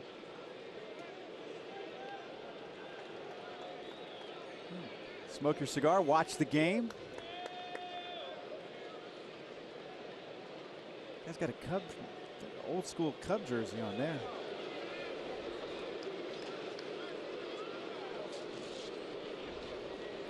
Here's Marwin. Facing Matt Moore. Astros have just not been able to get anything going today offensively. Marwin 0 for 2 with a pair of strikeouts, 5 for 11 in the series. And a swing and a miss. And you got the feeling that they had a chance to really get more on the ropes early. That is already 91 pitches. Remember, he threw, what was it, nearly 50 pitches in his first 2 innings. In there for a strike 1 and 2. And as much as the Astros have made him work, a lot of foul balls, working some counts, only 3 base runs to show for it. Evan Gattis hit by a pitch, Tyler White walked, and a base hit, of course, by Jose Altuve.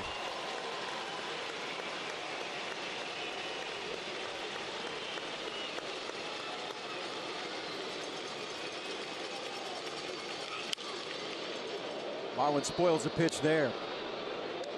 1 out in the 6th. Tampa Bay with a 5-run 5th inning. They lead the Astros 5-0. Jose Altuve waits on deck.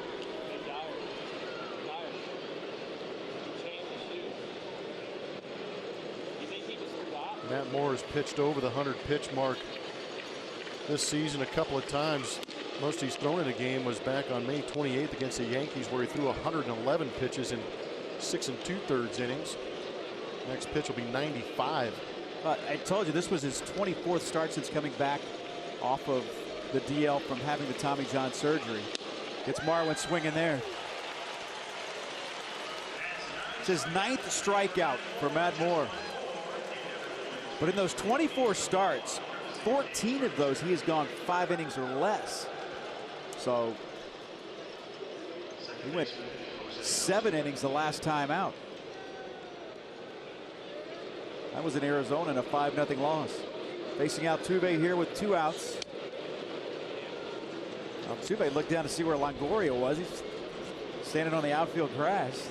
Thought maybe why is he squaring around a bunt down 5 in the top of the 6th? Hit yourself into scoring position here with 2 outs.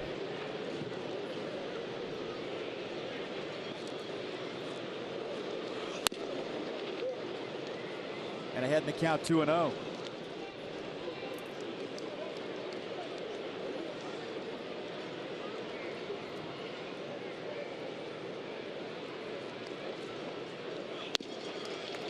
Two balls and a strike.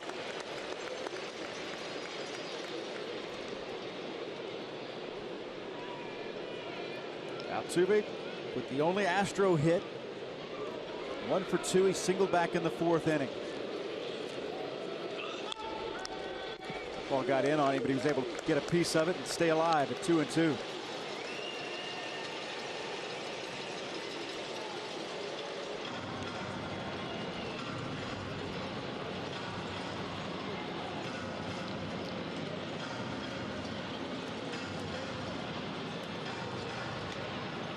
Altuve with that base hit in the 4th.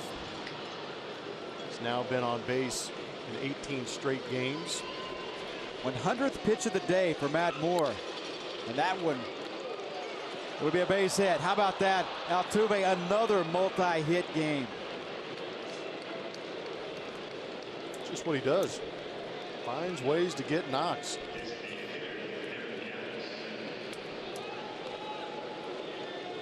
Astros 2 hits. Altuve with his 26th 2-hit game of the season.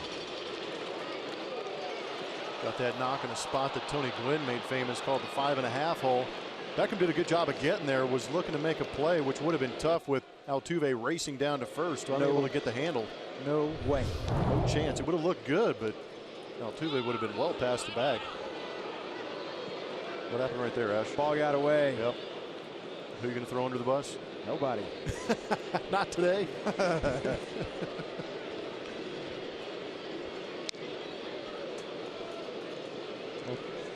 The bullpens, well, they're bullpen mounds are down each side, and he gets away from the catcher. Oh,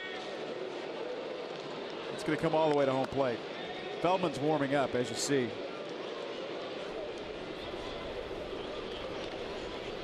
I'm sure he skipped one in the dirt to Javier Bracamonte. There we go.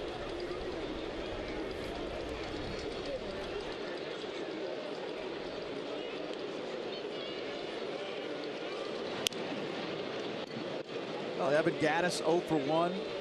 1 for his last 20.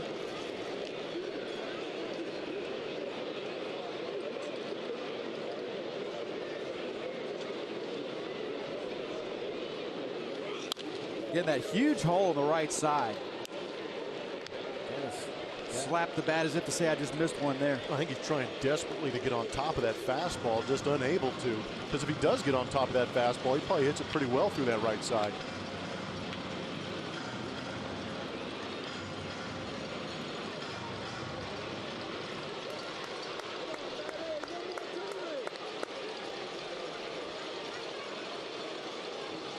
Oh-2 pitch. Hit right at Beckham. He'll go the short route. The Astros are done here in the 6th inning. After 5.5, it's 5-0.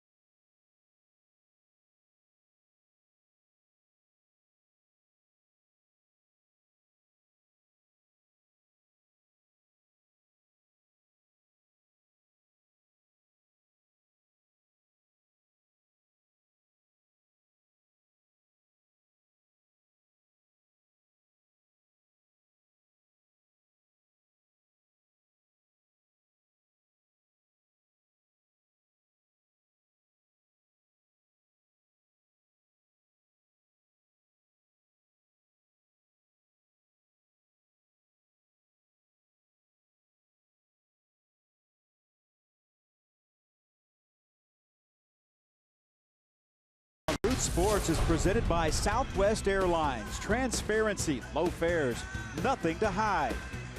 By Academy Sports and Outdoors, donating $100 for each Astros home run and $200 for each Correa home run to Houston Children's Charities. And by Jack in the Box, the Portobello Mushroom Buttery Jack is back. Taste it before it's gone at Jack in the Box. Kevin Eschenfelder and Jeff Blum with you upstairs here at Tropicana Field. Julia Morales here as well. 5-0 Rays on top. A 5-run 5th inning. Astros will go to the bullpen and bring in Scott Feldman. Scott Feldman doing a great job out of that bullpen.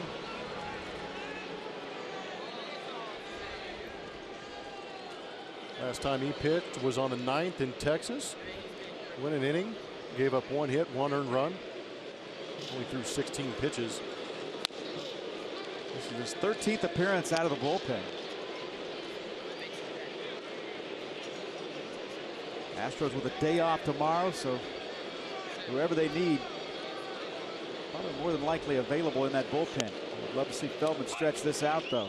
Love to see get the offense going. Feldman 3-3 with a 3.62 ERA.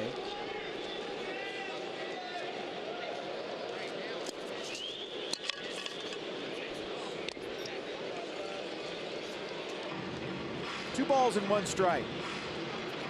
Steven Souza Jr., the batter. He had the second of back-to-back singles to start the 5th inning. Beg your pardon, back-to-back hits. There was a double by Logan Morrison to start that 5th inning. And Souza would single right after that. Just the second and third hits of the game for Tampa. Mushroomed into a 5-run 5th. George Springer makes the out. 1 out here in the 6th.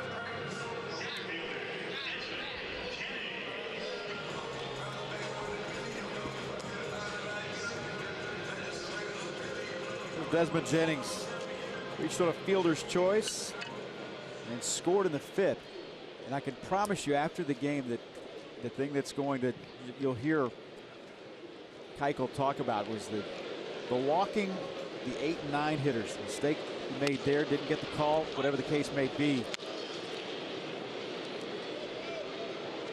Walked both the 8-9 hitter. They both came around to score. Did get a lot of help. Looked like it could have been a double play ball, didn't get turned. Valbuena with an E5 as well. 1 ball, 1 strike, 1 out. No runs, 2 hits and an error for the Astros. 5 runs, 5 hits. No errors for the Rays. That's in there for a strike.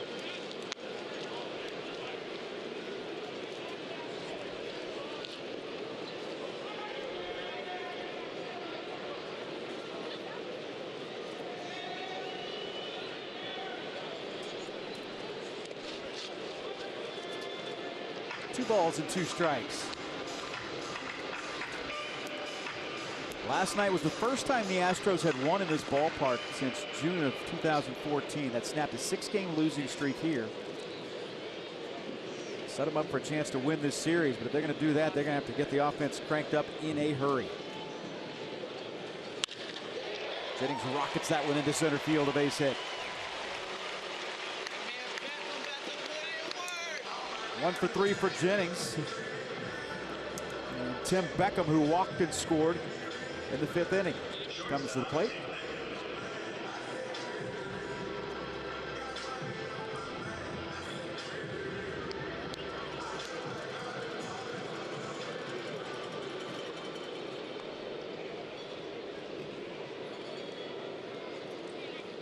Keuchel gave up 4 earned runs in 5 innings on 5 hits.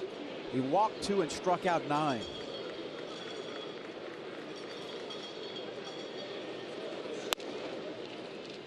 Missed there, a ball.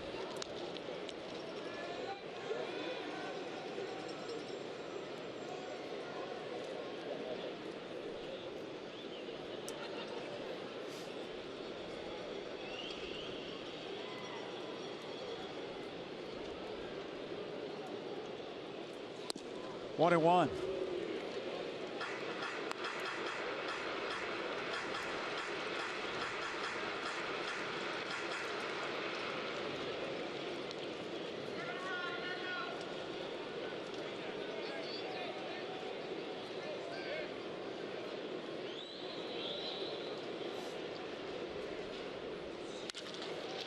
That's hit through the hole on the left side. And now 2 men on with 1 out.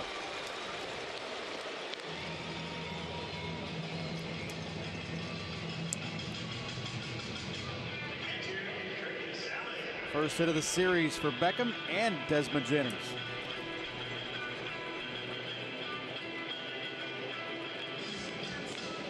Pitch is catching a lot of the plate. 2 strikes.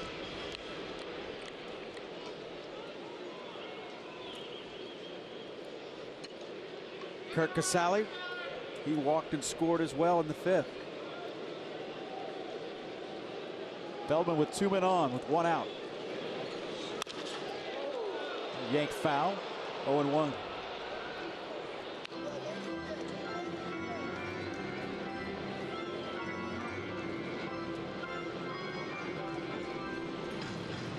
Astros a day off tomorrow. They'll head on to St. Louis.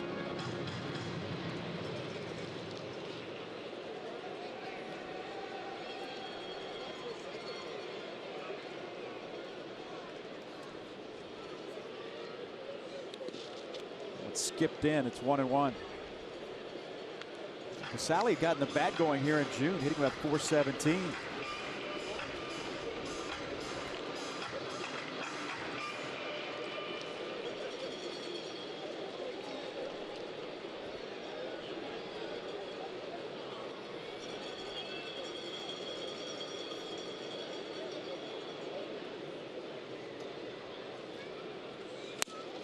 Two and one. I talked to AJ yesterday about the luxury of having guys like Feldman, guys that are multi-inning guys out of his bullpen.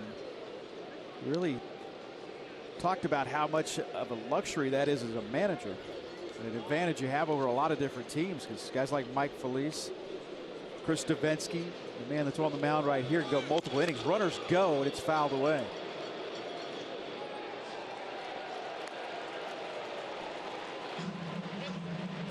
That's the second time in as many innings we've seen a double steal attempt. Yeah, that 2-1 count, I'm talking about it all the time, is a 2-1 count is an action count where you can start to move runners, whether it be via the steal or the hit and run type situation. But it was just interesting to me, 5-run lead in the bottom of the 6th, that Kevin Cash is putting things on. You wonder if Jennings had that green light on his own. Tampa Bay Rays trying to add on. The pitch to Casali. That one hit well foul. Yeah, that was a good one. Yeah. Duck hooked that one up into the seats. I've got that tee shot. Only difference is when you hit it on the golf course, there's either parking lot or a lot of trees out there. Yeah.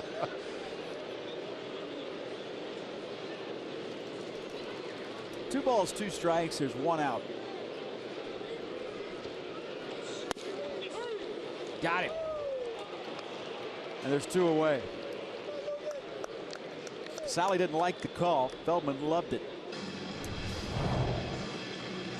See what our strike zone thinks. It's right there. Yeah, that's pretty nasty.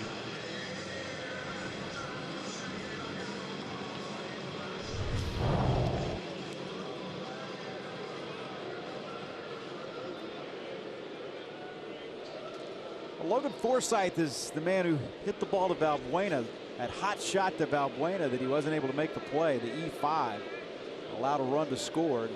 More importantly, allowed the inning to continue for the Tampa Bay Rays. 1-0. An Arkansas teammate of Dallas Keuchel.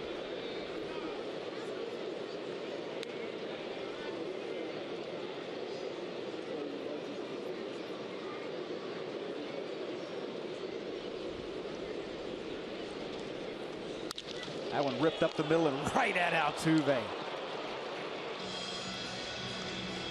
Right place, right time. It's 5-0 Rays.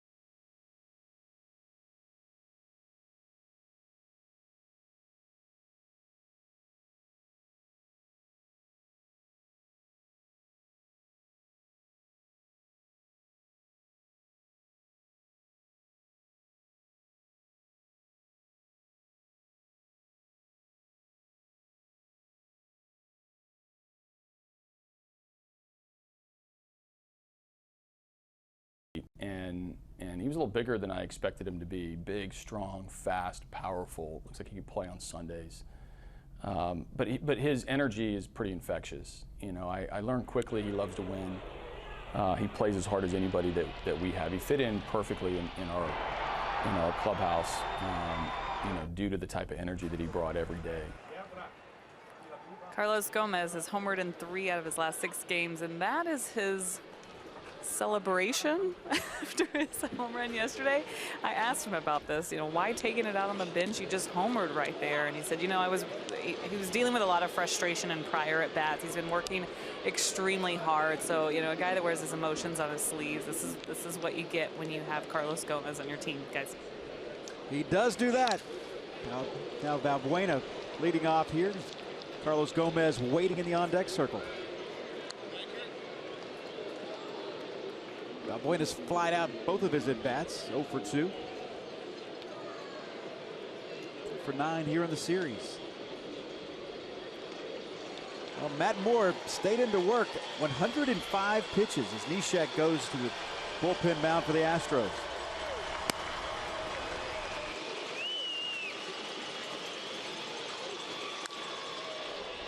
Valbuena pops this one up high to Desmond Jennings in center.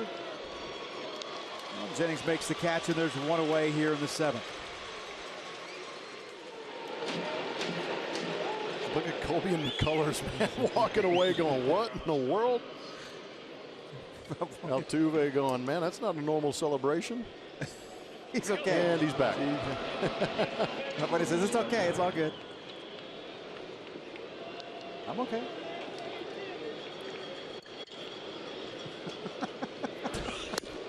There's a swing and a miss by Carlos. 0-1.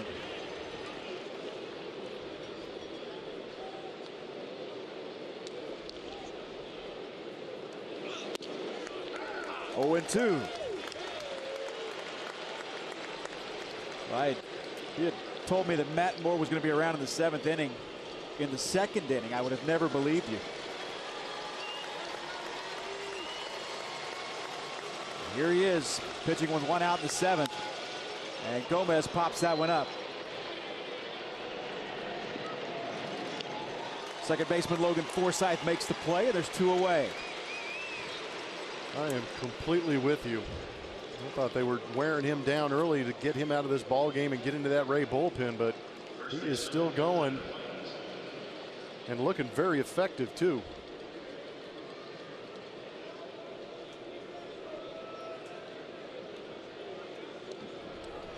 So Tyler White looking for his first hit of the game. The Astros have 2 hits in this game, both by Jose Altuve.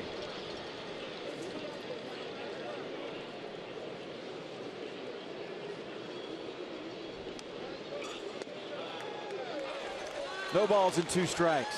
Tell you what, when the league approves cloning in the next CBA, Altuve is going to be my first choice to go in the machine. You caught my attention. Oh, man. Could I get 8 more of those guys? Fouled back. More than likely working his last inning. Still effective, doing a great job of pounding that strike zone with that fastball curveball combination. Last time he finished a ball game without giving up a run and going this deep into it was September 17th of 2015 when he went 7 innings, didn't give up a run to Baltimore. Ooh. Wanted the call, didn't get it. It's 1-2. Should he have gotten it? Possibly.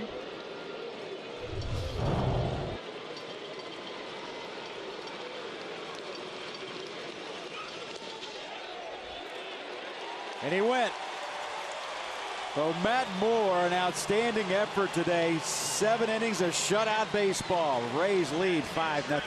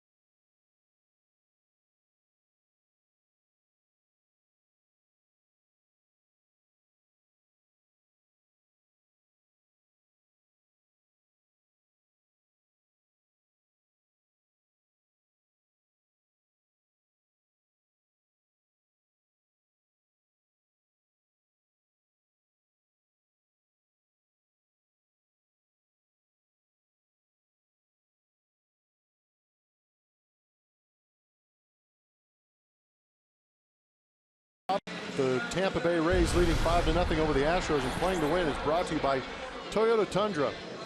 Dallas Keuchel, we've seen it in the last couple of starts that he's had. Looks sharp early on, has good command. He had all of his pitches working, actually has pretty good strikeout pitches going. Getting ahead early with some of those pitches to get him into those 2-strike counts, putting 9 Tampa Bay Ray hitters out of the way. Didn't get much help from his defense. A potential double play was not turned.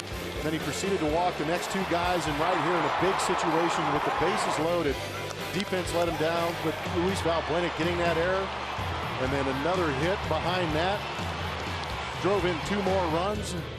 Right here, Longoria beats the shift, letting that ball travel, just punching it the other way. Another run added on. But strong early on for Dallas Keuchel, and that 5th inning led to his demise when 5 runs came across home plate to ruin his afternoon. Well, the 7th inning stretch here in St. Petersburg. Tropicana Field, where now Pat Neshek has come on to pitch in relief of Dallas Keuchel and Scott Feldman. 26th appearance for Neshek. Last pitch on Wednesday night against Texas came in with runners on first and second. You remember it induced a 3-pitch double play for Elvis Andrus and got out of the jam there. 2-0 with a 2.79 ERA.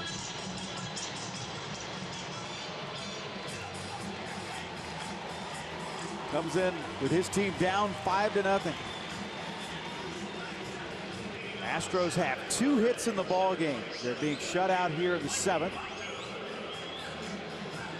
2 hits all off the bat of Jose Altuve. As Mikey Matuk comes in. His turn is he singled back in that 5th inning.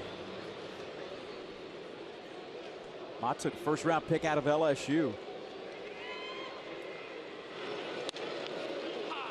You know, read a story on Matuk, and this young man, his father, who was an outstanding football player at LSU, passed away unexpectedly when Mikey was 4 years old. And terrible. Yeah, Matuk's mother knew that she taught herself how to hit ground balls, how to throw batting practice. Wow. Took on that responsibility. Absolutely. It's a great story. Went on to LSU, and now, of course, now to the big leagues. Facing Pat Neshek here. I only mean great story in the sense that his mom picked up and allowed Mikey to have an opportunity. Neshek strikes him out here. 1 out in the 7th.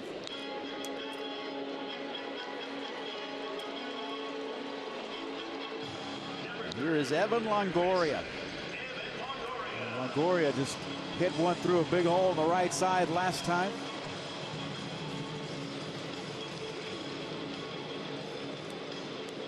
I think it would be harder to shift on smart hitters like this. Not only obviously is Longoria good, but a smart hitter. Just pounded one through the right side for an RBI single his last at bat. Neshek ahead in the count, 0-1.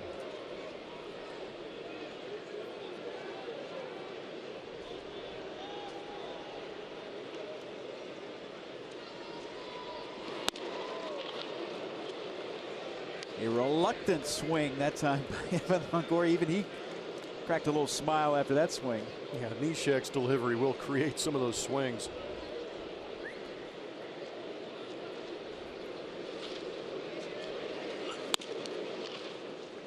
Longoria, the face of this franchise. He and Chris Archer got the start yesterday.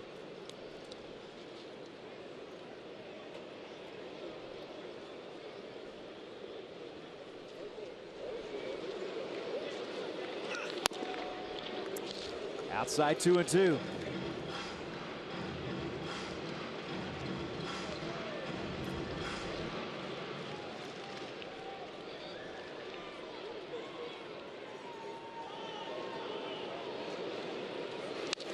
Fouled back. 1 out here in the 7th inning. The Astros offense shut down today. It's not been a matter of missed opportunities. It's been a matter of no opportunities. I think Matt Moore shocked both of us, considering what we saw him doing early on against that Astros offense. They were making him pitch. Pitch count ramped up quite high, but he battled through it. It'll be a tough play here. Bounces in front of George Springer. Second hit of the game for Longoria. He's 2 for 4. Treat your employees, host clients, or celebrate a special occasion with an Astros luxury suite. Create an experience your group is sure to remember by calling 1-877-9-ASTROS and reserving your luxury suite today.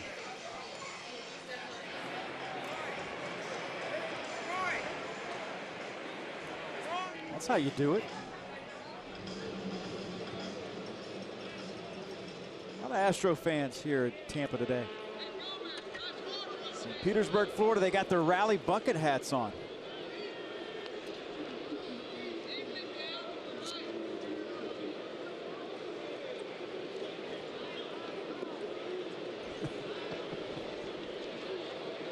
Sunday at the ballpark. Well, Pierce, a guy that the Astros could not get out the first 2 days, has struck out in his first 3 at-bats today. .338 hitter. In the bottom of the 7th inning, Tampa Bay put a 5 spot on the board in the 5th. Pops that one up. Springer's coming on. Makes the play, and there's 2 outs.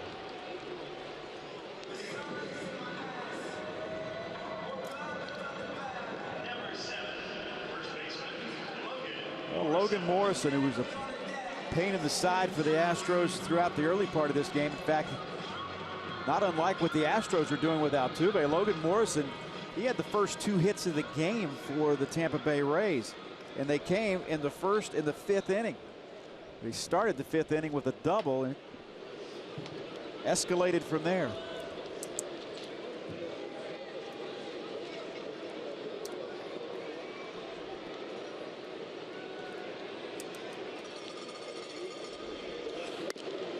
Strike 1.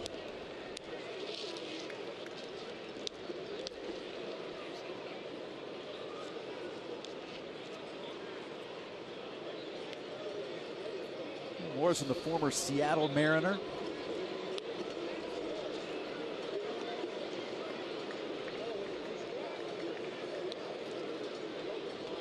Opponent's hitting just .154 against Neshek. Fouled off on the right side. How rare that hit from Longoria is, going, getting a knock off of Neshek. Average coming into this game was .070 against Neshek for right-handers.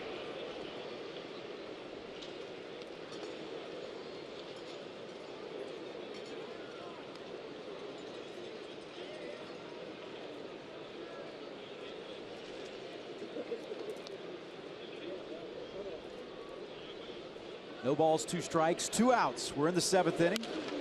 Morrison lifts that one foul. Count holds at 0-2. Again, an off day tomorrow. The 2 with the St. Louis Cardinals. Then the Astros come back home to start a homestand.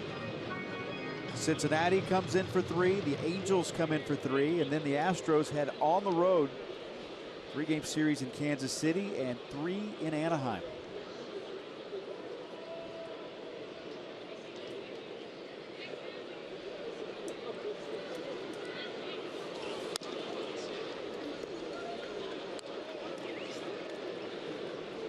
Back-to-back 4-3 games in this series. Rays won 4-3 on Friday night. The Astros answered last night with a 4-3 win.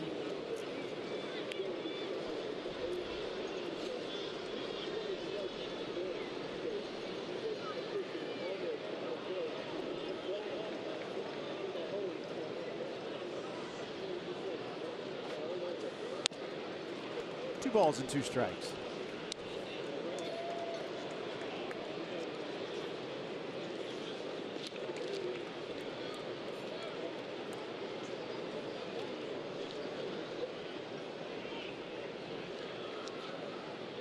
I think somebody's ready for a trip to the concession stand. I agree. Be a good time for it. There we go. Another baseball gets away. I have a feeling they lead the big leagues in that category.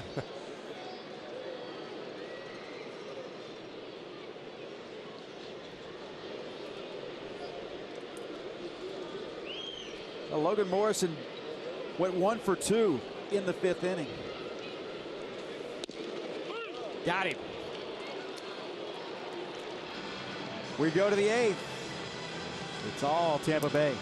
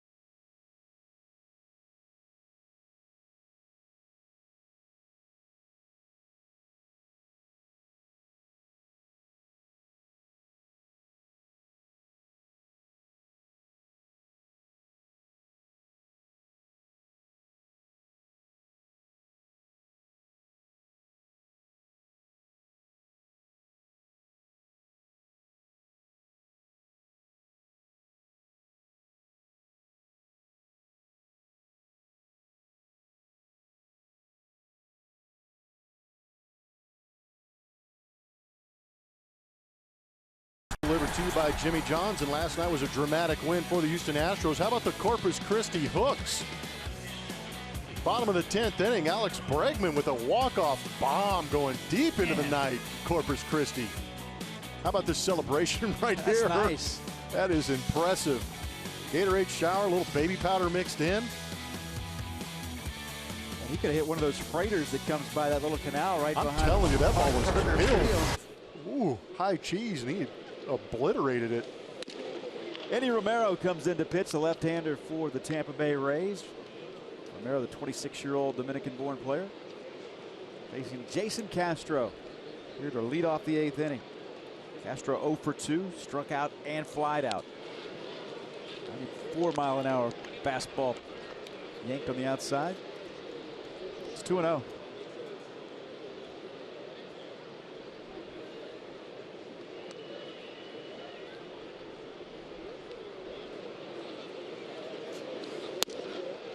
Not a comfortable AB, I would imagine, from that same side. No, this is a live left arm coming at you.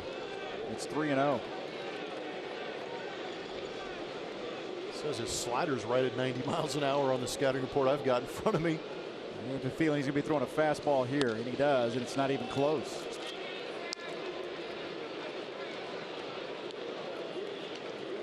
Keep an eye on that name, both of those names. Yeah, Danny Worth had himself a great spring training, but he's putting up great numbers. 7th in the Pacific Coast League with that 344 average. And Alex Bregman living up to that prospect status with those big numbers. That OPS still over 1,000. Nice. Yep, very nice.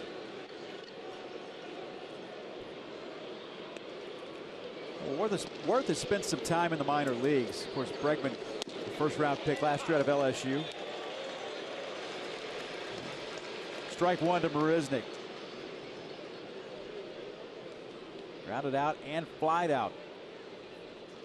Marisnik 0 for 2. The left-hander delivers. It's in there for a strike. 0-2. Slider at 91, by the way. Yes. Yikes. It's firm. Quite firm.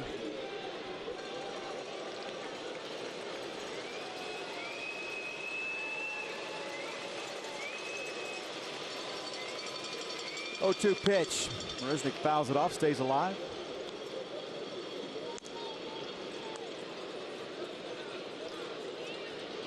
'23rd appearance for Eddie Romero. Now's the time to get on the board. We're facing a guy that's got a home ERA of 11, 10.80.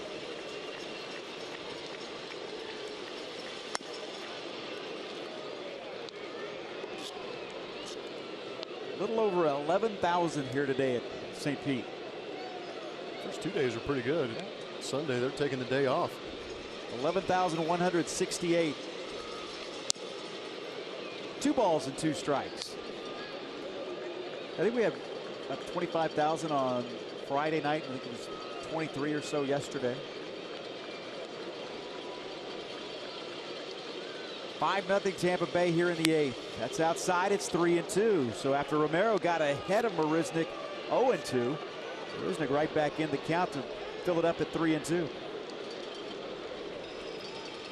Castro walked on 4 pitches to start the inning. George Springer waits on deck. Marisnick a swing and a miss. Swung at ball 4, and there's 1 out. Well, take a look at what the Astros did. They went shopping for free agent players, and there you go. Free agent draft.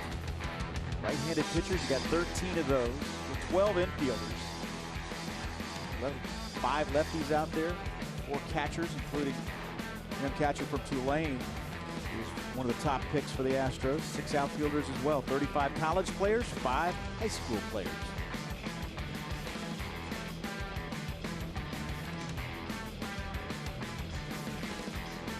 Pitching change here in St. Pete.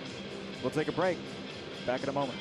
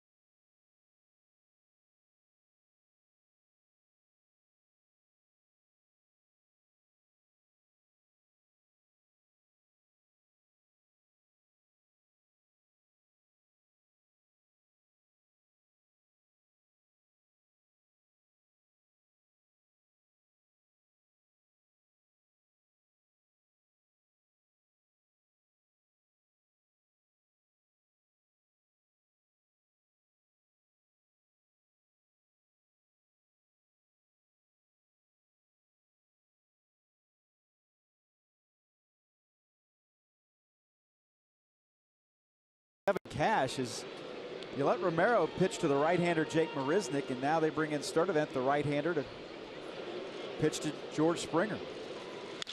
And Springer rockets this one to center field. Got that one off the end of the bat just a little bit. I thought that ball was hit better than it was. And now there's 2 outs. Yeah, the swing was good and on plane, but just a little too quick.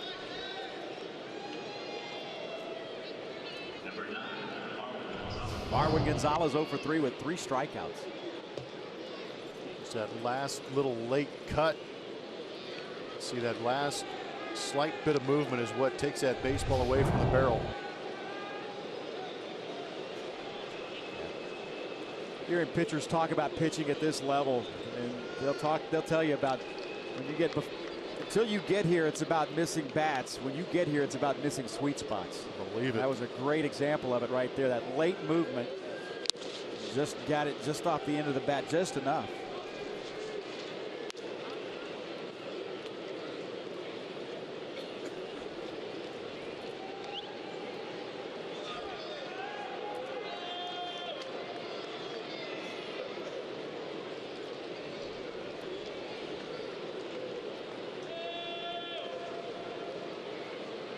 Marwin red hot in the series until today. And he's punched out 3 times. It's 1-1.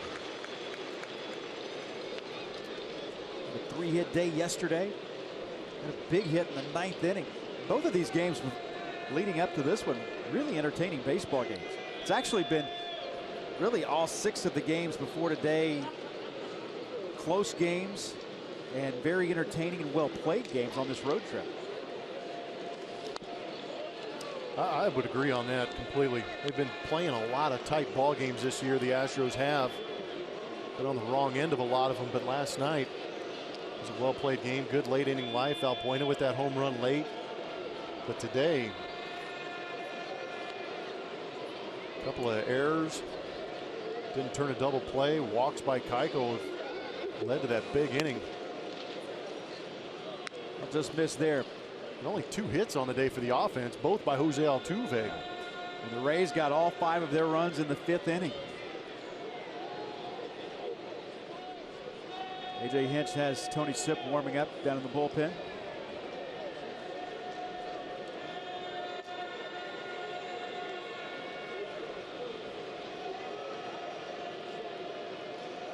Castro leads away from first. He walked. Marwin fouls that one back. It's 3 balls and 2 strikes with 2 outs here in the top of the 8th inning. 7th game of the longest road trip of the season. 9-game road trip. Off day in St. Louis tomorrow, and then 2 with the Birds. Astros will make their return to Busch Stadium, downtown St. Louis.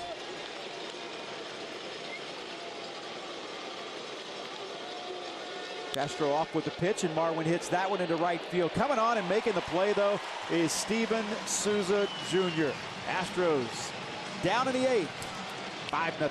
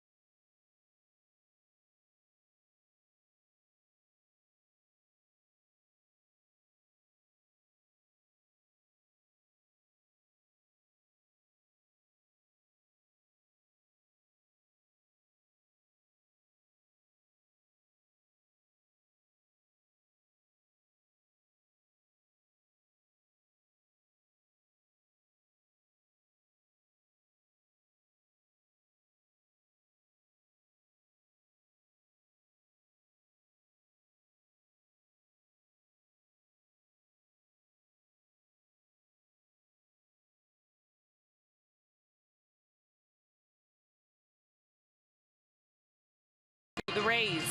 The 2016 Esurance MLB All-Star Game ballot is here. Head to Astros.com/vote to choose your All-Stars and send them to the Midsummer Classic on July 12th in San Diego. Vote early and vote often at Astros.com/vote. Speaking of the Midsummer Classic, we asked you in our Chevy Stroll poll today how these players should be voted into that All-Star Game. You said 43% with player peer vote. That's interesting. Statistical leaders with 32%, not far behind. Managers getting no love in this. The fan vote very low as well. I'm surprised too, because remember, that's fans that are voting in the Stroh poll. I think that's very interesting. I was thinking the same exact thing. It's not exactly a meaningless game. I mean, there's something on the line here. Get that home field advantage in the World Series. We'll turn that data over to the commissioner's office. Astro fans have spoken. Tony Sipp comes on to pitch for the Astros here in the bottom of the 8th inning. Listen, Steven Souza Jr. 1 for 3 with that single in the 5th.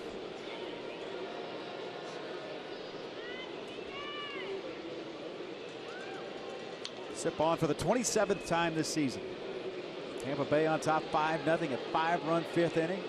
Astros have managed just 2 hits, both singles by Jose Altuve. Souza Jr. lifts this one high to right field. Oh, carried a lot more than I thought it was going to. Goes all the way to the warning track, and Springer puts it away.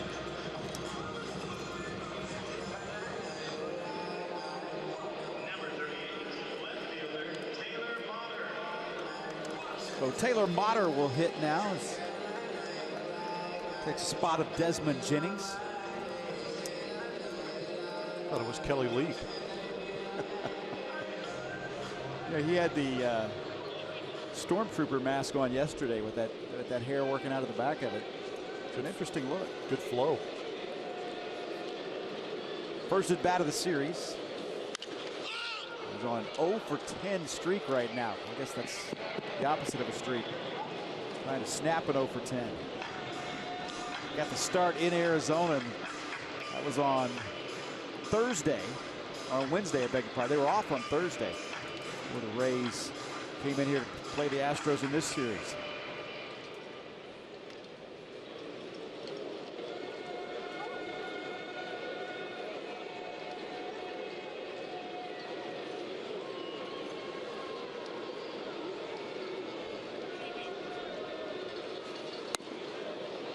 Just missed there.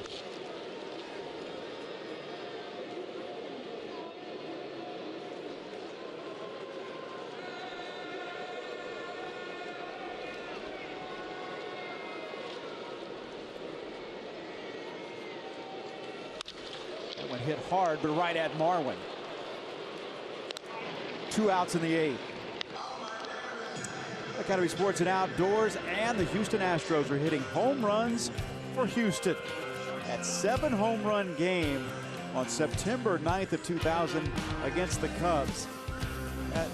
Hidalgo, Berkman, but Tim Bogart going deep. Not once, but twice. Also Darrell Ward with a home run in that game. Oh, 2-time. Nice.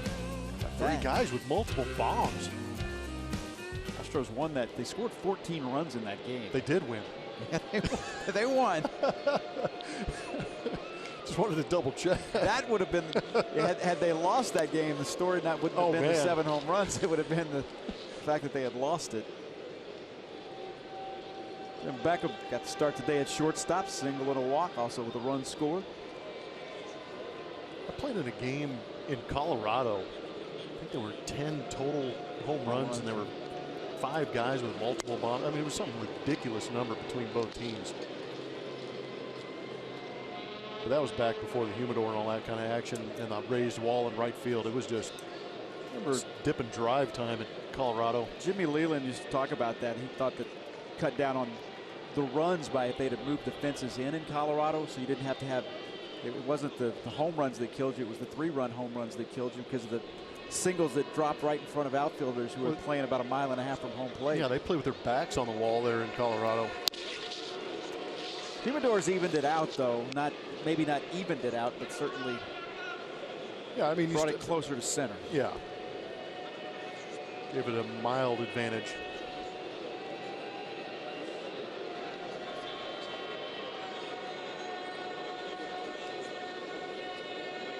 Beckman with a single in the 6th.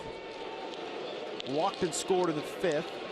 Struck out in the 3rd. Facing Tony Sipp here.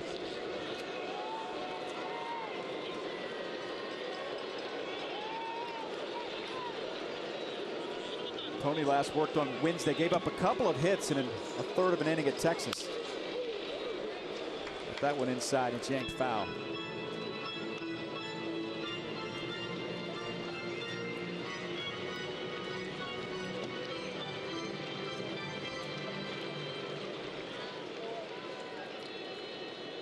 Kevin Cash's team has struggled here at home, but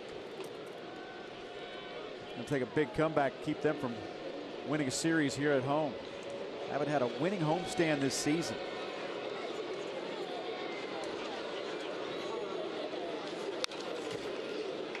That's fouled back. Rays are 12-16 at home. They've lost 11 of their last 16 here.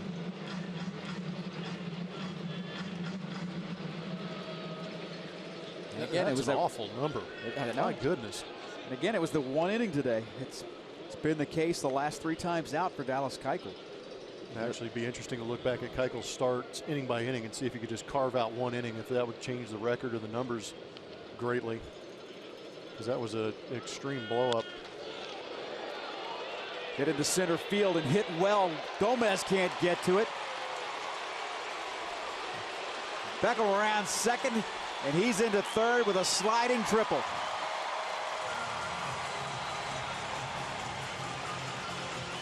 Tim Beckham's second hit of the game. Well, that ball was hit and it was slicing away.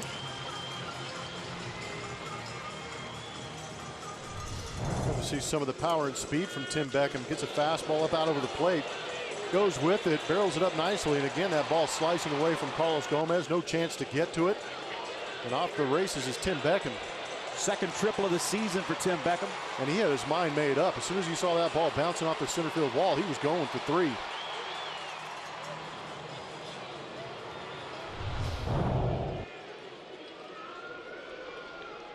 So this will bring up the catcher and number 9 hitter, Curt Casali.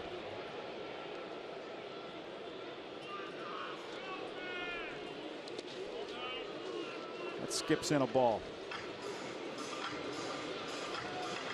What an odd stat. Curt Casali in his last 10 games grounded out for the first time in that 3rd inning. In the last 10 games. He's had 1 ground out. Kind of wild. Guy you one up with a runner at third base and less than 2 outs. Yeah. Trying to lift and separate.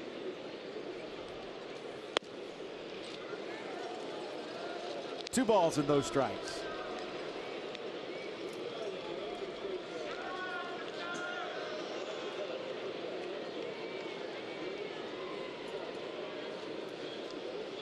In the bottom of the 8th inning, 5-0 Tampa Bay Rays. 3-0.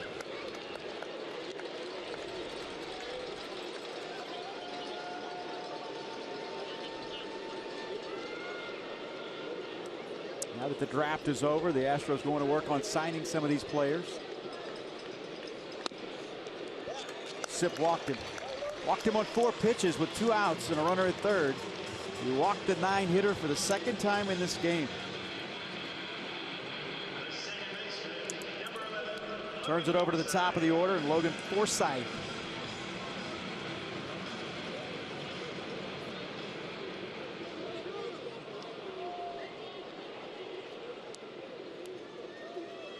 Forsythe just scorched a ball in the 6th inning, right up the middle, and right at Altuve. And Altuve was standing right there where he is now. It's the kind of play that'll send a hitter back to the bench, shaking his head. Got away from Jason Castro for a moment.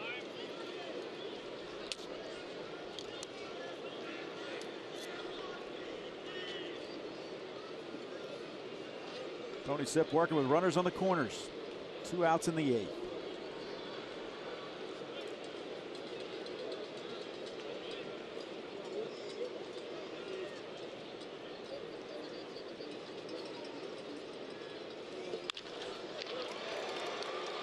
To Altuve, long throw across. Tyler White with the nice dig. We go to the 9th. Astros trail 5-0.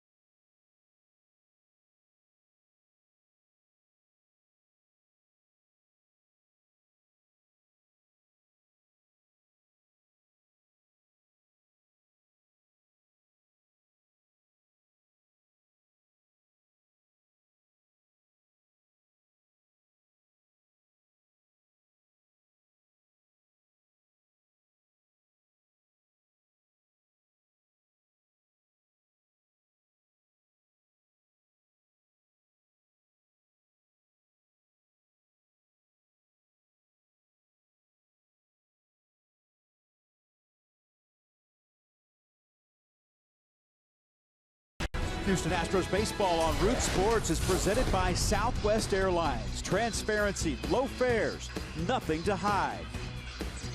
And by Toyota. Let's go places. They get a chance to trade in the beautiful beaches here in West Florida to tour the banks of the Mississippi River as the Astros will head on to St. Louis.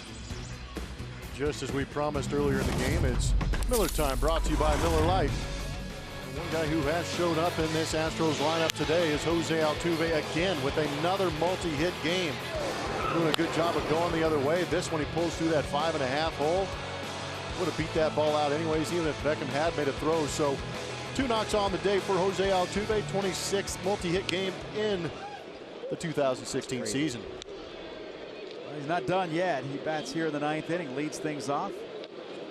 As Tyler Sturdivant stays on for the Rays. 2 for 3 with those 2 singles.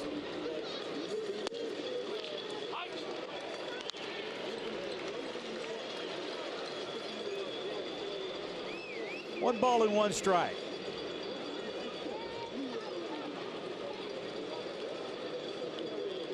Astros in danger of falling to 5 games under 500. And Altuve hits this one high in the air. Steven Souza Jr. underneath it. Makes a catch. 1 away in the 9th.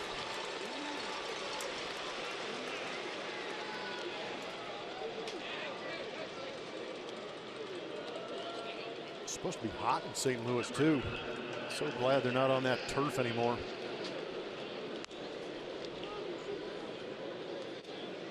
Evan Gattis reached once. He was hit by a pitch back in the 2nd inning. 0 for 2. 0 for his last 21. 1 for his last 21, I beg your pardon. Hits this one hard to right field. And that is a great catch by Steven Souza Jr. Wow. That's the second highlight reel catch we've seen from Steven Souza in this series. He got George Springer earlier. I believe it was yesterday on the line drive in the gap where he just threw his body at it, caught it. Here, a bullet off the bat of Evan Gattis going the other way.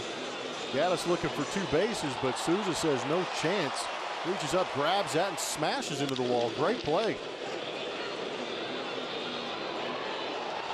Man. Yeah, that was to lead off the game yesterday that he made the great catch. And robbing Evan Gattis here.